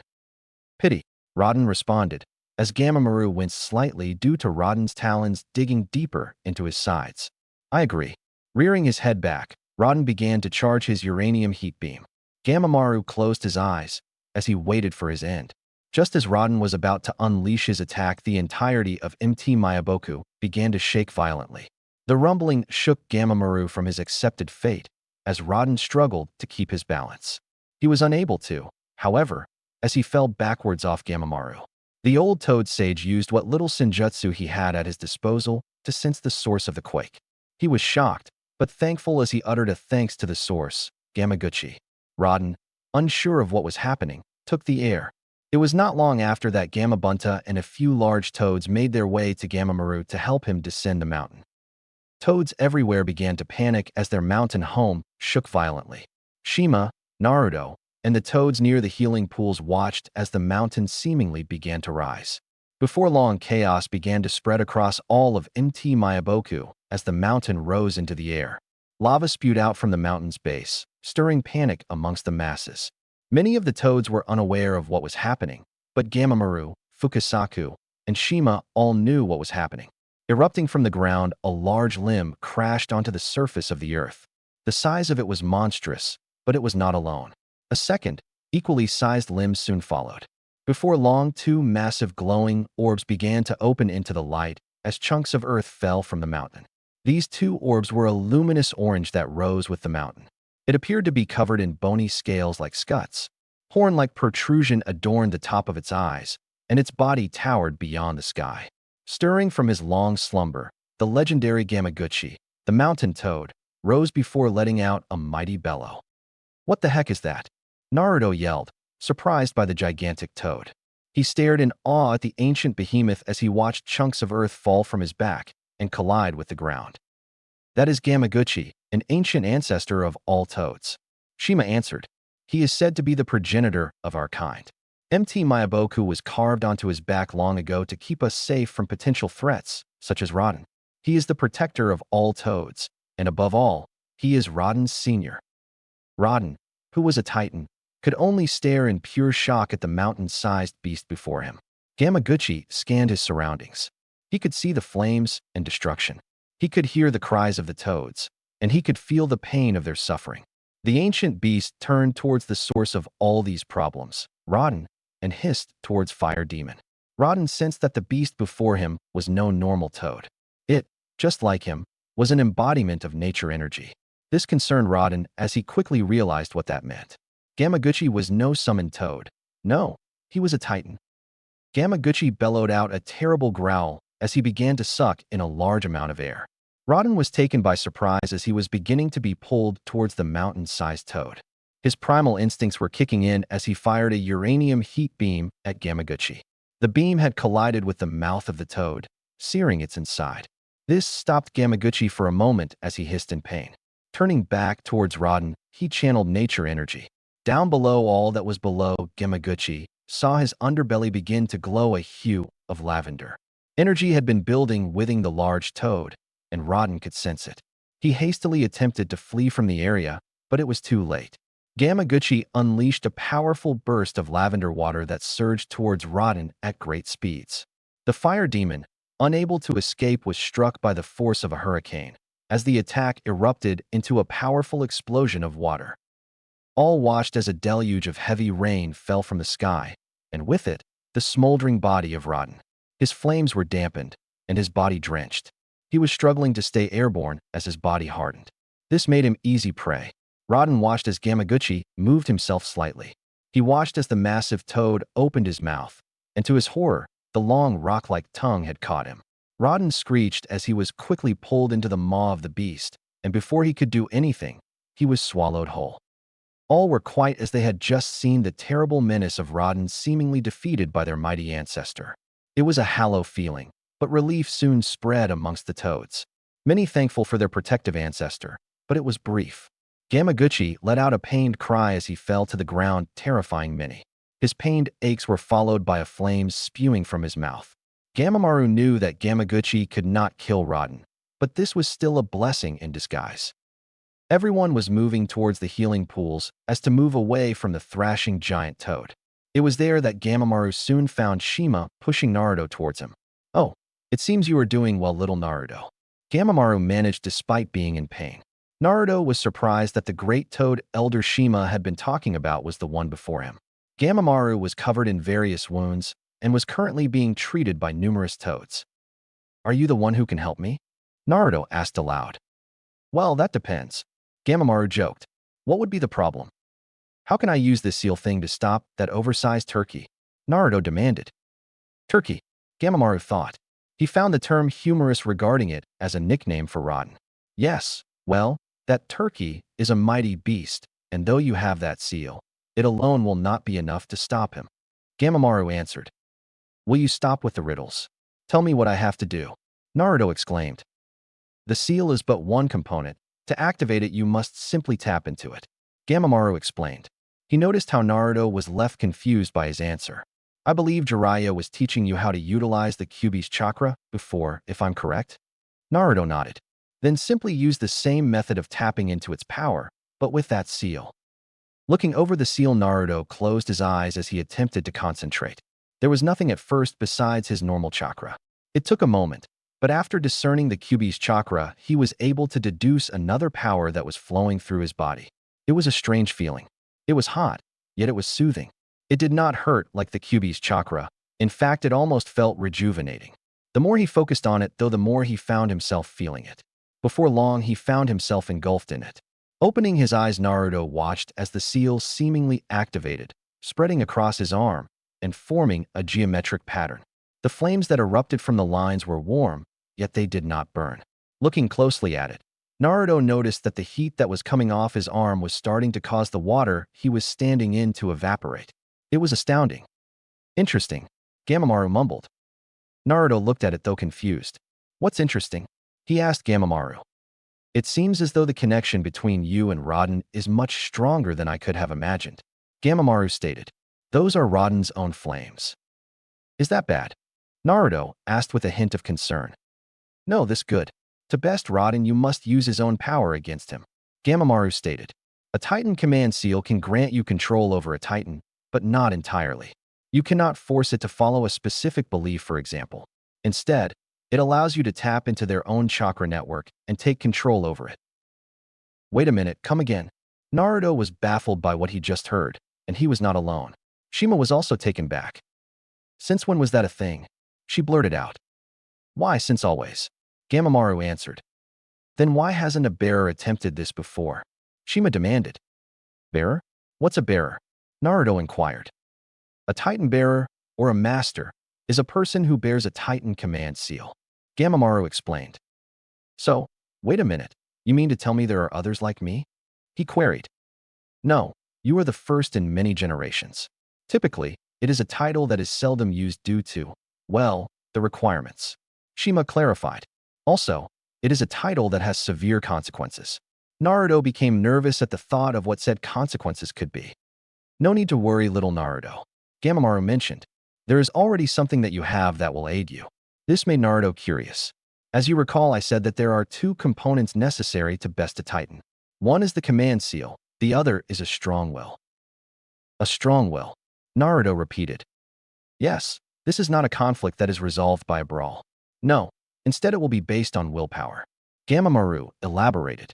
You must contest your control over Rodan's chakra network, and if you succeed, you will have full control over him. If that's the case, then show me how to do it right now, Naruto exclaimed. Despite the pain he was in, Gamamaru chuckled at seeing Naruto's determination. It reminded him of another individual. Sadly, you cannot contest Rodan from here, Gamamaru mentioned. This made Naruto raise a noticeable brow. To contest with a Titan, at least in our current circumstances, you would have had to start the process not long after summoning it. That is because you will need to make physical contact to initiate the process. What? Naruto screamed. I have to actually touch that guy? I don't think you've noticed, but he's a giant, flaming chicken. I am aware, Gamamaru replied. However, this was something that no one was really expecting, so to say that anyone was prepared for this would be a loon. Naruto looked nervous. He was not exactly sure if he wanted to go into the giant toad just to touch Rodan. The idea alone sounded suicidal, and he was not going to let himself get killed before he achieved his life goals. Is there any chance the big guy will just digest him? Naruto asked nervously. Unlikely, despite the size difference. Gamaguchi is actually a being that has long moved past consumption for energy. Gamamaru answered. The best he is doing right now at attempting to hold off Rodan until a solution can be found. Then what about earlier? That attack looked like it did damage. Naruto exclaimed. That attack only slowed Rodan down long enough for him to trap him inside his body. Gamaguchi is not an expert fighter as he is a deterrent. The mass amount of nature energy within his body is enough to ward off most creatures. However, he himself has not been able to fully utilize those reserves since the Titans were sealed away long ago. Gamamaru explained as he looked over at his ancestor. Shima, who awoke Gamaguchi? He asked aloud. It was Jiraiya boy. He believed that this was the best option. Shima answered. Has he returned yet? Gamamaru asked. No, she stuttered with a hint of regret. Gamamaru seemed to have entered a deep thought. Before long, Fukasaku arrived and joined his wife. He was injured, like many of the toads on the mountain, although he did not care. Huh. Shima cried as she saw the state her husband was in. She moved over towards Fukasaku and began to check him over. I'm fine, ma. Just got a little burned is all. Fukasaku stated as he noticed Naruto. I see that you're up, Naruto boy. I'm glad to see that you're doing better. Who are you? Naruto asked. My name is Fukasaku. I was the one who trained Jiraiya boy the art of senjutsu. Fukasaku explained. As if on cue, Gamamaru leaned forward to attempt a sitting position. He looked over at the young Naruto and pointed towards him. Listen, well, little Naruto, Jiraiya boy is going to help you best Rodan. Gamamaru informed. He's still alive? Shima blurted out. I used a little bit of senjutsu to track him down. He's still alive, although he is currently trapped within Gamaguchi, along with Rodan. Gamamaru elaborated, bringing his hand lower towards Naruto before he began to speak again. Naruto, you must steel your resolve.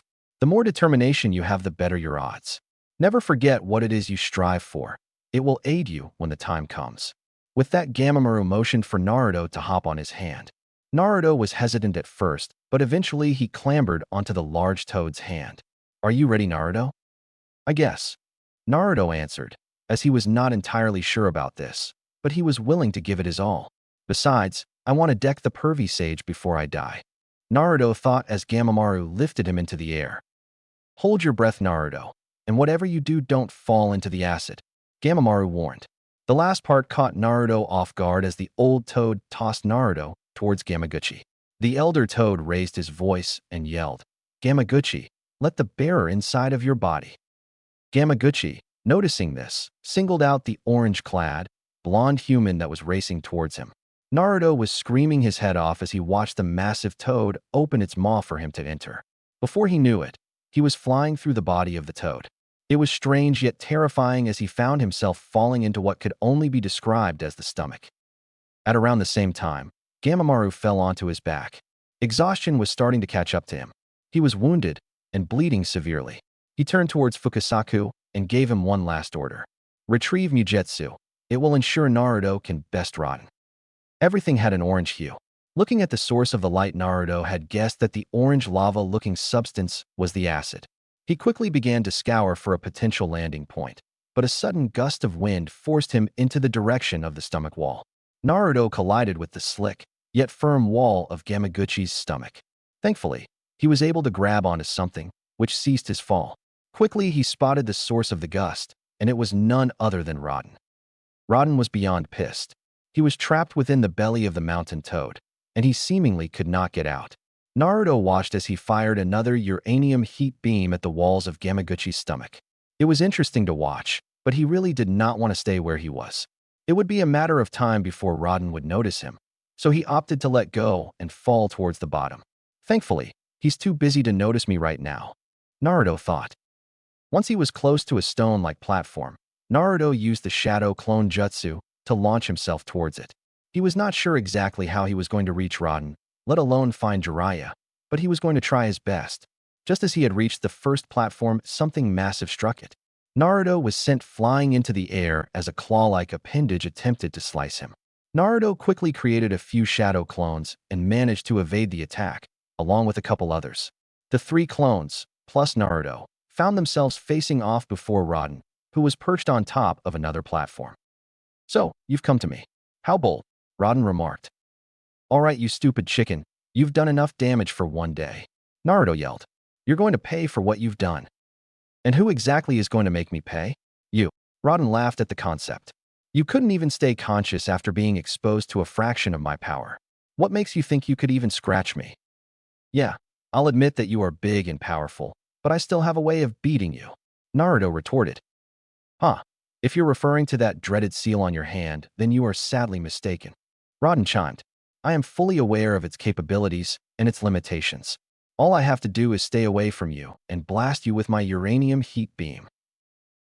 "What are you, a coward?" Naruto yelled back. "Come and face me like a man." "I am no man. I am a titan, and I do as I wish," Rodan sneered as he flew up into the middle of the stomach. Flames danced around him as he gathered more nature energy. Naruto and his clones quickly began to maneuver away from each other as Rodan began to charge his uranium heat beam. Hastily, they began to jump to other platforms and structures inside Gamaguchi's stomach, splitting up to hide the true one's identity. This annoyed Rodan as he still was not sure which was the real one, but he opted to just blast them all. Naruto watched as one of his clones was eviscerated by Rodan's attack. It was chilling to watch it happen, let alone the memory of him dying manifesting in his mind from the clone. Sometimes I wish I didn't pick up on that ability, Naruto thought to himself. Moments later, a second blast hit the second clone. This left only Naruto and a single clone. Concerned Naruto eyed a rather strange object.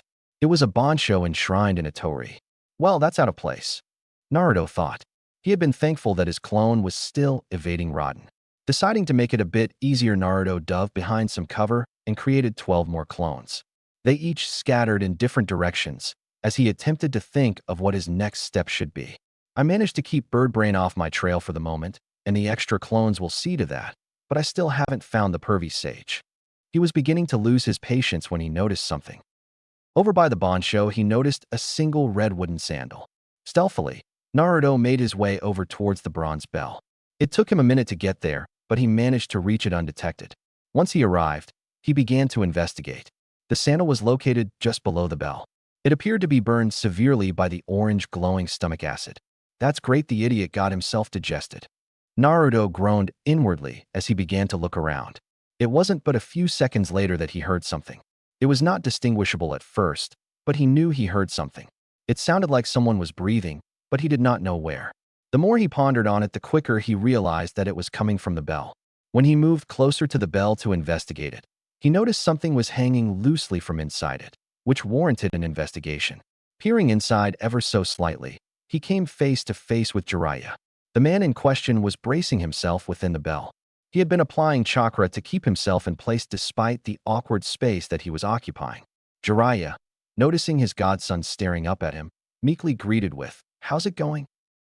"What the hell are you doing in there?" Naruto asked flatly.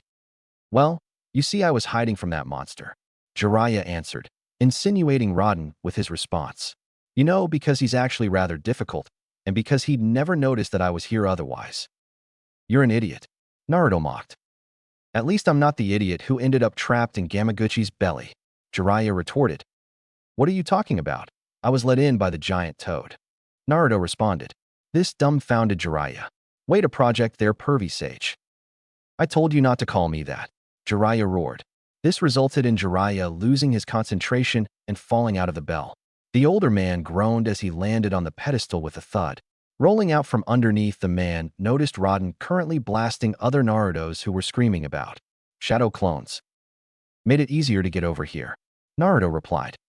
"And easier to set things up," Jiraiya mentioned as he got up from his position on the ground. "So, I can only guess that you were sent in here to deal with him." "How do you know that?" Naruto asked. "Shima told me about the seal on your hand," Jiraiya answered. "So, do you know how it works?" "Yeah, the old toad told me how to use it, although I have to touch that stupid chicken to make it work," Naruto explained. "That could pose a problem," Jiraiya muttered. The damn bastard was able to take on all of NT Mayaboku before Gamaguchi trapped him in his belly. He's fast, and he has a lot of firepower. Jiraiya was not sure how they were going to pull it off, especially in one piece, but he was determined to figure it out. Meanwhile, while Jiraiya pondered on what their course of action should be, Naruto reevaluated the bancho Jiraiya was hiding in. "So, what's with the bell?" Naruto asked. "First off, it's a bancho, and second, it's used to wake up Gamaguchi," Jiraiya answered. "How does a bell inside of a mountain-sized toad wake it up?" Naruto asked. "I don't know. Maybe the sound waves produced by it causes powerful vibrations that stir the stomach acid or something," Jiraiya explained. "You make it vomit?" Naruto questioned with a disgusted look. "Look, I have no idea if it does or not. I'm just assuming based off my previous experience. In fact, in my opinion, I think it is weird and redundant, but apparently it's the only way to wake Gamaguchi up," Jiraiya retorted before going back over everything he knew. Naruto, noticing the mallet on the ground, began to think of a way he could potentially get to Rodan. Taking a hold of the mallet, Naruto prepared to swing with everything he had. Jiraiya, suddenly realizing Naruto's intentions, attempted to stop him. "Wait a minute, what are you doing?" Jiraiya blurted as he moved to stop Naruto. However, the boy's action was swift, and his strike against the bancho resounded. The result was a powerful sound wave that reverberated across Gamaguchi's stomach. Rodan, hearing the sound, cringed in pain as his head felt as though it was being torn in two. Turning around swiftly, he noticed Jiraiya and Naruto standing by the bancho near the far end of the stomach. His anger boiled as he realized that the real one was over there. Having noticed this, Jiraiya swatted at the boy and scolded him for the action. "What the hell are you thinking?" Jiraiya yelled at Naruto. "Why didn't it work?" Naruto yelled at the bancho. "What didn't work?" Jiraiya yelled in confusion, before eventually looking at the bell. "Are you talking about the bancho? You said that it can cause Gamaguchi to throw up," Naruto exclaimed while pointing an accusing finger at the older man. "Yeah, after I struck it 8 times," Jiraiya yelled back. "Well, you did not mention that," Naruto countered as a loud roar filled the stomach. Both quickly turned back towards Rodan and saw him making his way over towards them. Panic began to set in as the two attempt to quickly find cover, and as they did, Naruto tossed the mallet out of his hand.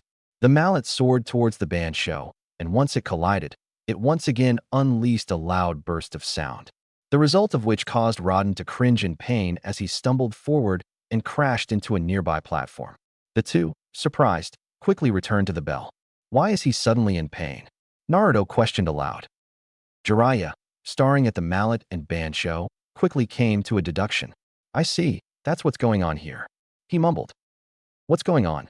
Naruto questioned as he watched Jiraiya pick up the mallet. I think the mallet and Bansho create a sound wave that is painful for him. Jiraiya proposed. Huh, then maybe that's why the big mountain toad doesn't feel good when it's struck. Naruto said to himself. What do you mean? Jiraiya asked, curious as to what Naruto meant. Well, from what I heard, the turkey over there and the big toad are something called titans. He began. Apparently, they're like the QB or something, being creatures made of chakra or something. After taking that in and filling in the blanks, Jiraiya figured out what the bell really does. Well, that makes more sense than what I originally thought. Jiraiya noted out loud. He noticed Naruto's curiosity, so he decided to elaborate on it. The bell must be emitting a sound frequency that causes titans pain. It would make sense for why it's one of the only things that could wake up a literal mountain toad, like Gamaguchi. A sudden sound caught both shinobi's attention as they turned to see Rodan getting back up. Naruto quickly turned towards Jiraiya and asked, Is there an extra mallet? Just the one in your hand, Jiraiya answered. The two quickly sprang into action as Naruto created an extra clone. Rodan was starting to take to the air, which caused Jiraiya to ready himself as he aimed to strike the Bansho again. At the same time, Naruto had his clone transform into a matching mallet. Taking a hold of the clone mallet, Naruto joined Jiraiya and the two struck the Bansho at the same time. The result was a sound wave that nearly stunned the two. It was loud, and the force of it caused Rodan to fumble in the air, forcing him onto another platform. Seeing this, the two readied themselves again. Rodan was confused. He did not know what just happened. One moment, he was watching Naruto and Jiraiya, and the next his head was hurting. It was an aching, ringing pain the likes of which he had never felt before. The pain annoyed him so much that he was preparing a uranium heat beam. Naruto and Jiraiya quickly struck the Bansho again. Just like the first time, the sound wave resounded, and Rodan shrieked out in pain. The pair, seeing this, struck the Bansho once more. They struck again, and again, and again, each time inflicting sound-inducing pain onto Rodan, who, cringing at it, stumbled and flopped across platforms in agony. You damn monkeys. He cursed at the two. Naruto and Jiraiya just smirked as they continued to strike the Bansho. However, a sudden tremor forced them to stop. The rumbling was strong, and it caused Naruto to lose his balance. Jiraiya, having applied chakra to his feet, remained upright. He extended a hand to help Naruto stay balanced until he could apply chakra to his feet. Once that was done, he let the genin go to evaluate the situation. What the hell is going on? Naruto exclaimed. It seems that we got a little carried away, Jiraiya mentioned. It had slipped my mind that old Gamaguchi can only take so much himself. Peering over the edge of the pedestal, Naruto could see Gamaguchi's stomach begin to churn. A foul odor was also beginning to set in. I'd say we're about to be in some trouble, Jiraiya noted as he quickly grabbed a hold of Naruto. What the hell are you doing? Naruto demanded as he found himself being shoved up the Bansho. I survived the first time by doing this, Jiraiya explained. This thing has been inside of old Gamaguchi for a while, so I figured that it must be made of something other than just brass. The tremor began to intensify further as the level of vial increased immensely. This was followed by what appeared to be contractions. Seeing this, Jiraiya quickly stuffed himself into the Bansho as well. The space was tight, but the two had managed to squeeze themselves into it. Meanwhile, Rodan was confused as to what was happening. Looking around, he could see that the molten substance was rising, in addition to the contractions. The best he could do was attempt to take flight, but it was fruitless. Just as he was beginning to do so, everything erupted, and Rodan screeched in pain as the acidic vial engulfed him. Jiraiya and Naruto were holding out the best they could within the Bansho. They could smell and feel the heated vial through the bell. The best they could do, though, was to hold their breath and wait. During the process, Naruto cringed slightly in pain. When asked by Jiraiya if he was all right, he responded with, "Shadow clone." Jiraiya nodded, having understood the meaning. Within moments, everything seemed to have calmed down, although neither of the pair were sure if it was safe. Jiraiya carefully instructed Naruto to create a clone to investigate. The clone, having been created outside of the bell, quickly went to assess the situation. They waited patiently. There had been no word for a few seconds, but before long the clone re-emerged and informed them the coast was clear. The two emerged from the bell to an expanse that was missing one Rodan. They looked around and saw no trace of the massive bird of prey. Wandering around, Naruto eventually walked towards the edge of the pedestal. Looking down at the acidic vial down below, he scanned it for any signs of the Titan. Despite not seeing anything initially, he was still on guard. After a few more moments went by, he turned back towards Jiraiya and asked, "Do you think he's dead?" Boom. Rodan erupted from the acidic vial. His form, coated in the sickly orange glow, plowed through the platform the two were standing on. He screeched in pain, but sunk his talons into the platform. The two quickly leaping out of the way as Rodan swatted the Bansho off its pedestal. Turning towards the two, he growled at them. "You monkeys dare to keep insulting me." Rodan hissed. "I have dwelled in sea of flames deep within the earth. I have soared beyond the sky into the vastness of space. I have fought numerous beings far stronger than even your puny, insignificant brains could ponder, yet you thought I would be bested by the stomach of a toad. I mean, you do look a little well done," Naruto commented after looking at Rodan's smoking body. The silence that followed permeated for a few seconds, as though Rodan was processing what it was he said. "I will erase you now." Rodan finished. Naruto and Jiraiya began to take a few steps back as Rodan began to ignite in flames. "And once you are dead, I'm going to turn everything you love into ash." The two watched as Rodan began to charge his uranium heat beam. Unsure of what to do, both attempted to quickly think of a solution and fast. Jiraiya, having been in numerous life and death situations, because of that, and his years of experience, he swiftly moved to grab Naruto. Everything began to move slowly as Rodan prepared to fire his uranium heat beam. Briefly though, Jiraiya noticed a sudden change. It was subtle, but he swore that had suddenly felt a sudden breeze grace by. In moments, Rodan soon found himself in pain as the obsidian-colored blade, Mugetsu, emerged through the Titan's torso. Rodan squealed in pain as he stumbled backwards onto another platform. A series of red, glowing marks began to engulf the Titan's body, searing it with its power. The two, surprised, turned towards the top of the stomach and noticed the closing of Gamaguchi's maw. Rodan, cocking his head backwards towards the opening, noticed the smirking expression of Gamamura, who had just collapsed forward. The Titan was enraged as he attempted to fight off the seals. "Damn you, old toad," he bellowed loudly. "I will end you." Jiraiya, without any hesitation, booked it towards Rodan. He did not even think about what it was he was doing. Naruto, still in his arms, was taken back at the suddenness of it all. "All right, kid, time to place your bets," Jiraiya yelled. Naruto looked up at the older man, whose vice trapped him. "That old toad gave us one last aid," he began as he pointed towards the markings on Rodan.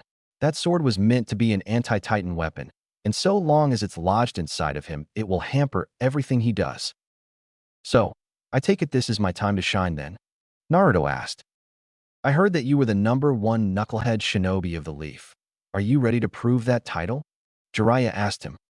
Naruto merely smirked as he gave him a thumbs up. "Believe it. Then good luck, kid," Jiraiya yelled as he leaped into the air. With every ounce of his strength, Jiraiya pulled Naruto behind his shoulder and tossed him towards Rodan. The genin, despite the obvious shock of being thrown, was determined. Preparing himself, Naruto looked towards the command seal on his arm and began to tap into it like he did before. As he did, he felt a sudden connection with a massive source. He determined that it must have been Rodan's own power. It was immense, just like the Kyuubi. However, he noted the near purity of it. Gritting his teeth, Naruto surged his arm forward as he raced towards Rodan. The Titan, unable to do much, could only watch as the boy collided into him, and suddenly a bright red light erupted. Flames erupted around the two. The command seal on Naruto's arm came to life as it erupted in the form of crimson chains. They bounded Rodan and impaled him at multiple points. Naruto, positioning himself onto Rodan, began to feel pushback. The flaming chakra roared to life as Rodan attempted to push past everything. "I will not serve the likes of a snot-nosed brat," he growled. "I refuse." An inferno erupted from the Titan, engulfing everything around them. Jiraiya, who had landed on another platform, became concerned as he no longer saw Naruto. "I don't care what you want," Naruto's voice resounded. "You've hurt too many innocent lives and caused so much despair." Appearing amongst the flames, Naruto seemed unfazed by the pyre that burned around him. There was pain, that much was clear, but he did not care.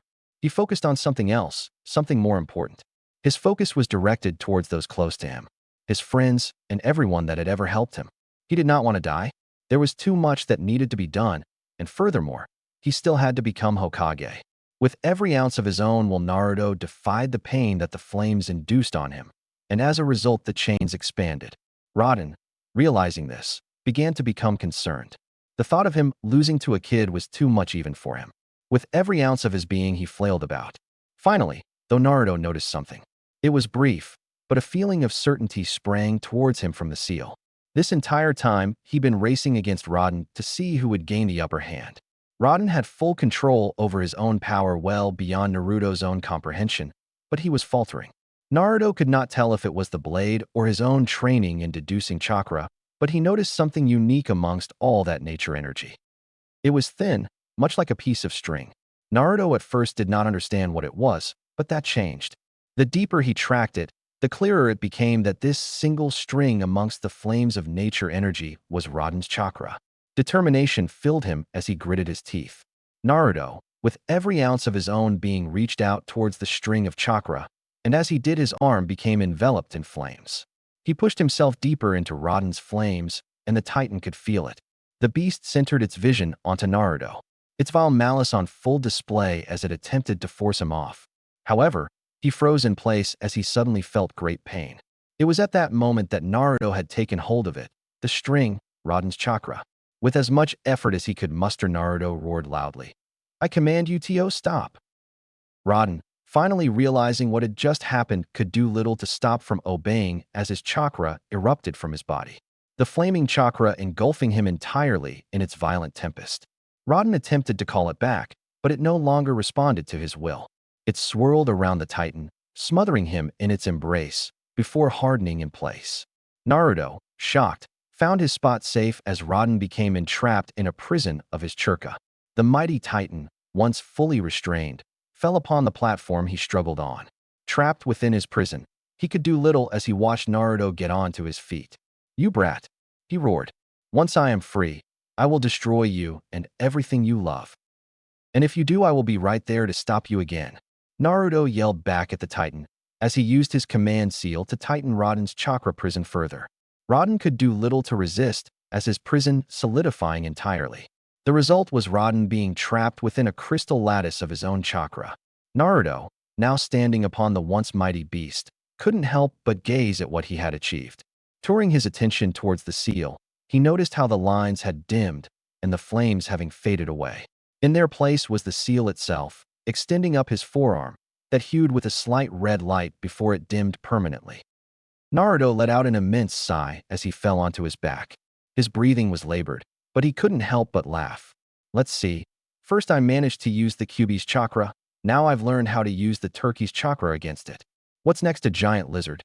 His mind wandered a bit before he eventually noticed Jiraiya's arrival. The older sage looked concerned at first, but he became relieved upon seeing Naruto still conscious. "Hey pervy sage, did you see how awesome I was?" Jiraiya couldn't help but smirk. "Yeah, real cool. Although I think my favorite part was watching you get cooked alive." He joked. Naruto was indeed a little burnt. However, the burns were slowly beginning to heal. "Only a future Hokage like me can even do something like that. So you better believe me when I say that I will be the next Hokage, pervy sage," Naruto stated proudly. "There is no denying that," Jiraiya agreed. "And hopefully this will be the last." Jiraiya eyed the Titan trapped below his feet with caution. He was unsure of what was to come of this whole fiasco. He would have lied to himself if he thought he was comfortable with Naruto having a connection to another beast. The only question that now weighed heavily on his mind was, why did Minato place the seal on Naruto? Perhaps there is something else going on that even I do not know about, he thought. Regardless, Minato did what he did, and as Naruto's godfather, I will help him until the day I die. Reaching down towards Naruto with hand, Jiraiya helped his godson up, as the two watched Gemaguchi's mouth open to world outside, both ready to finally call it a day.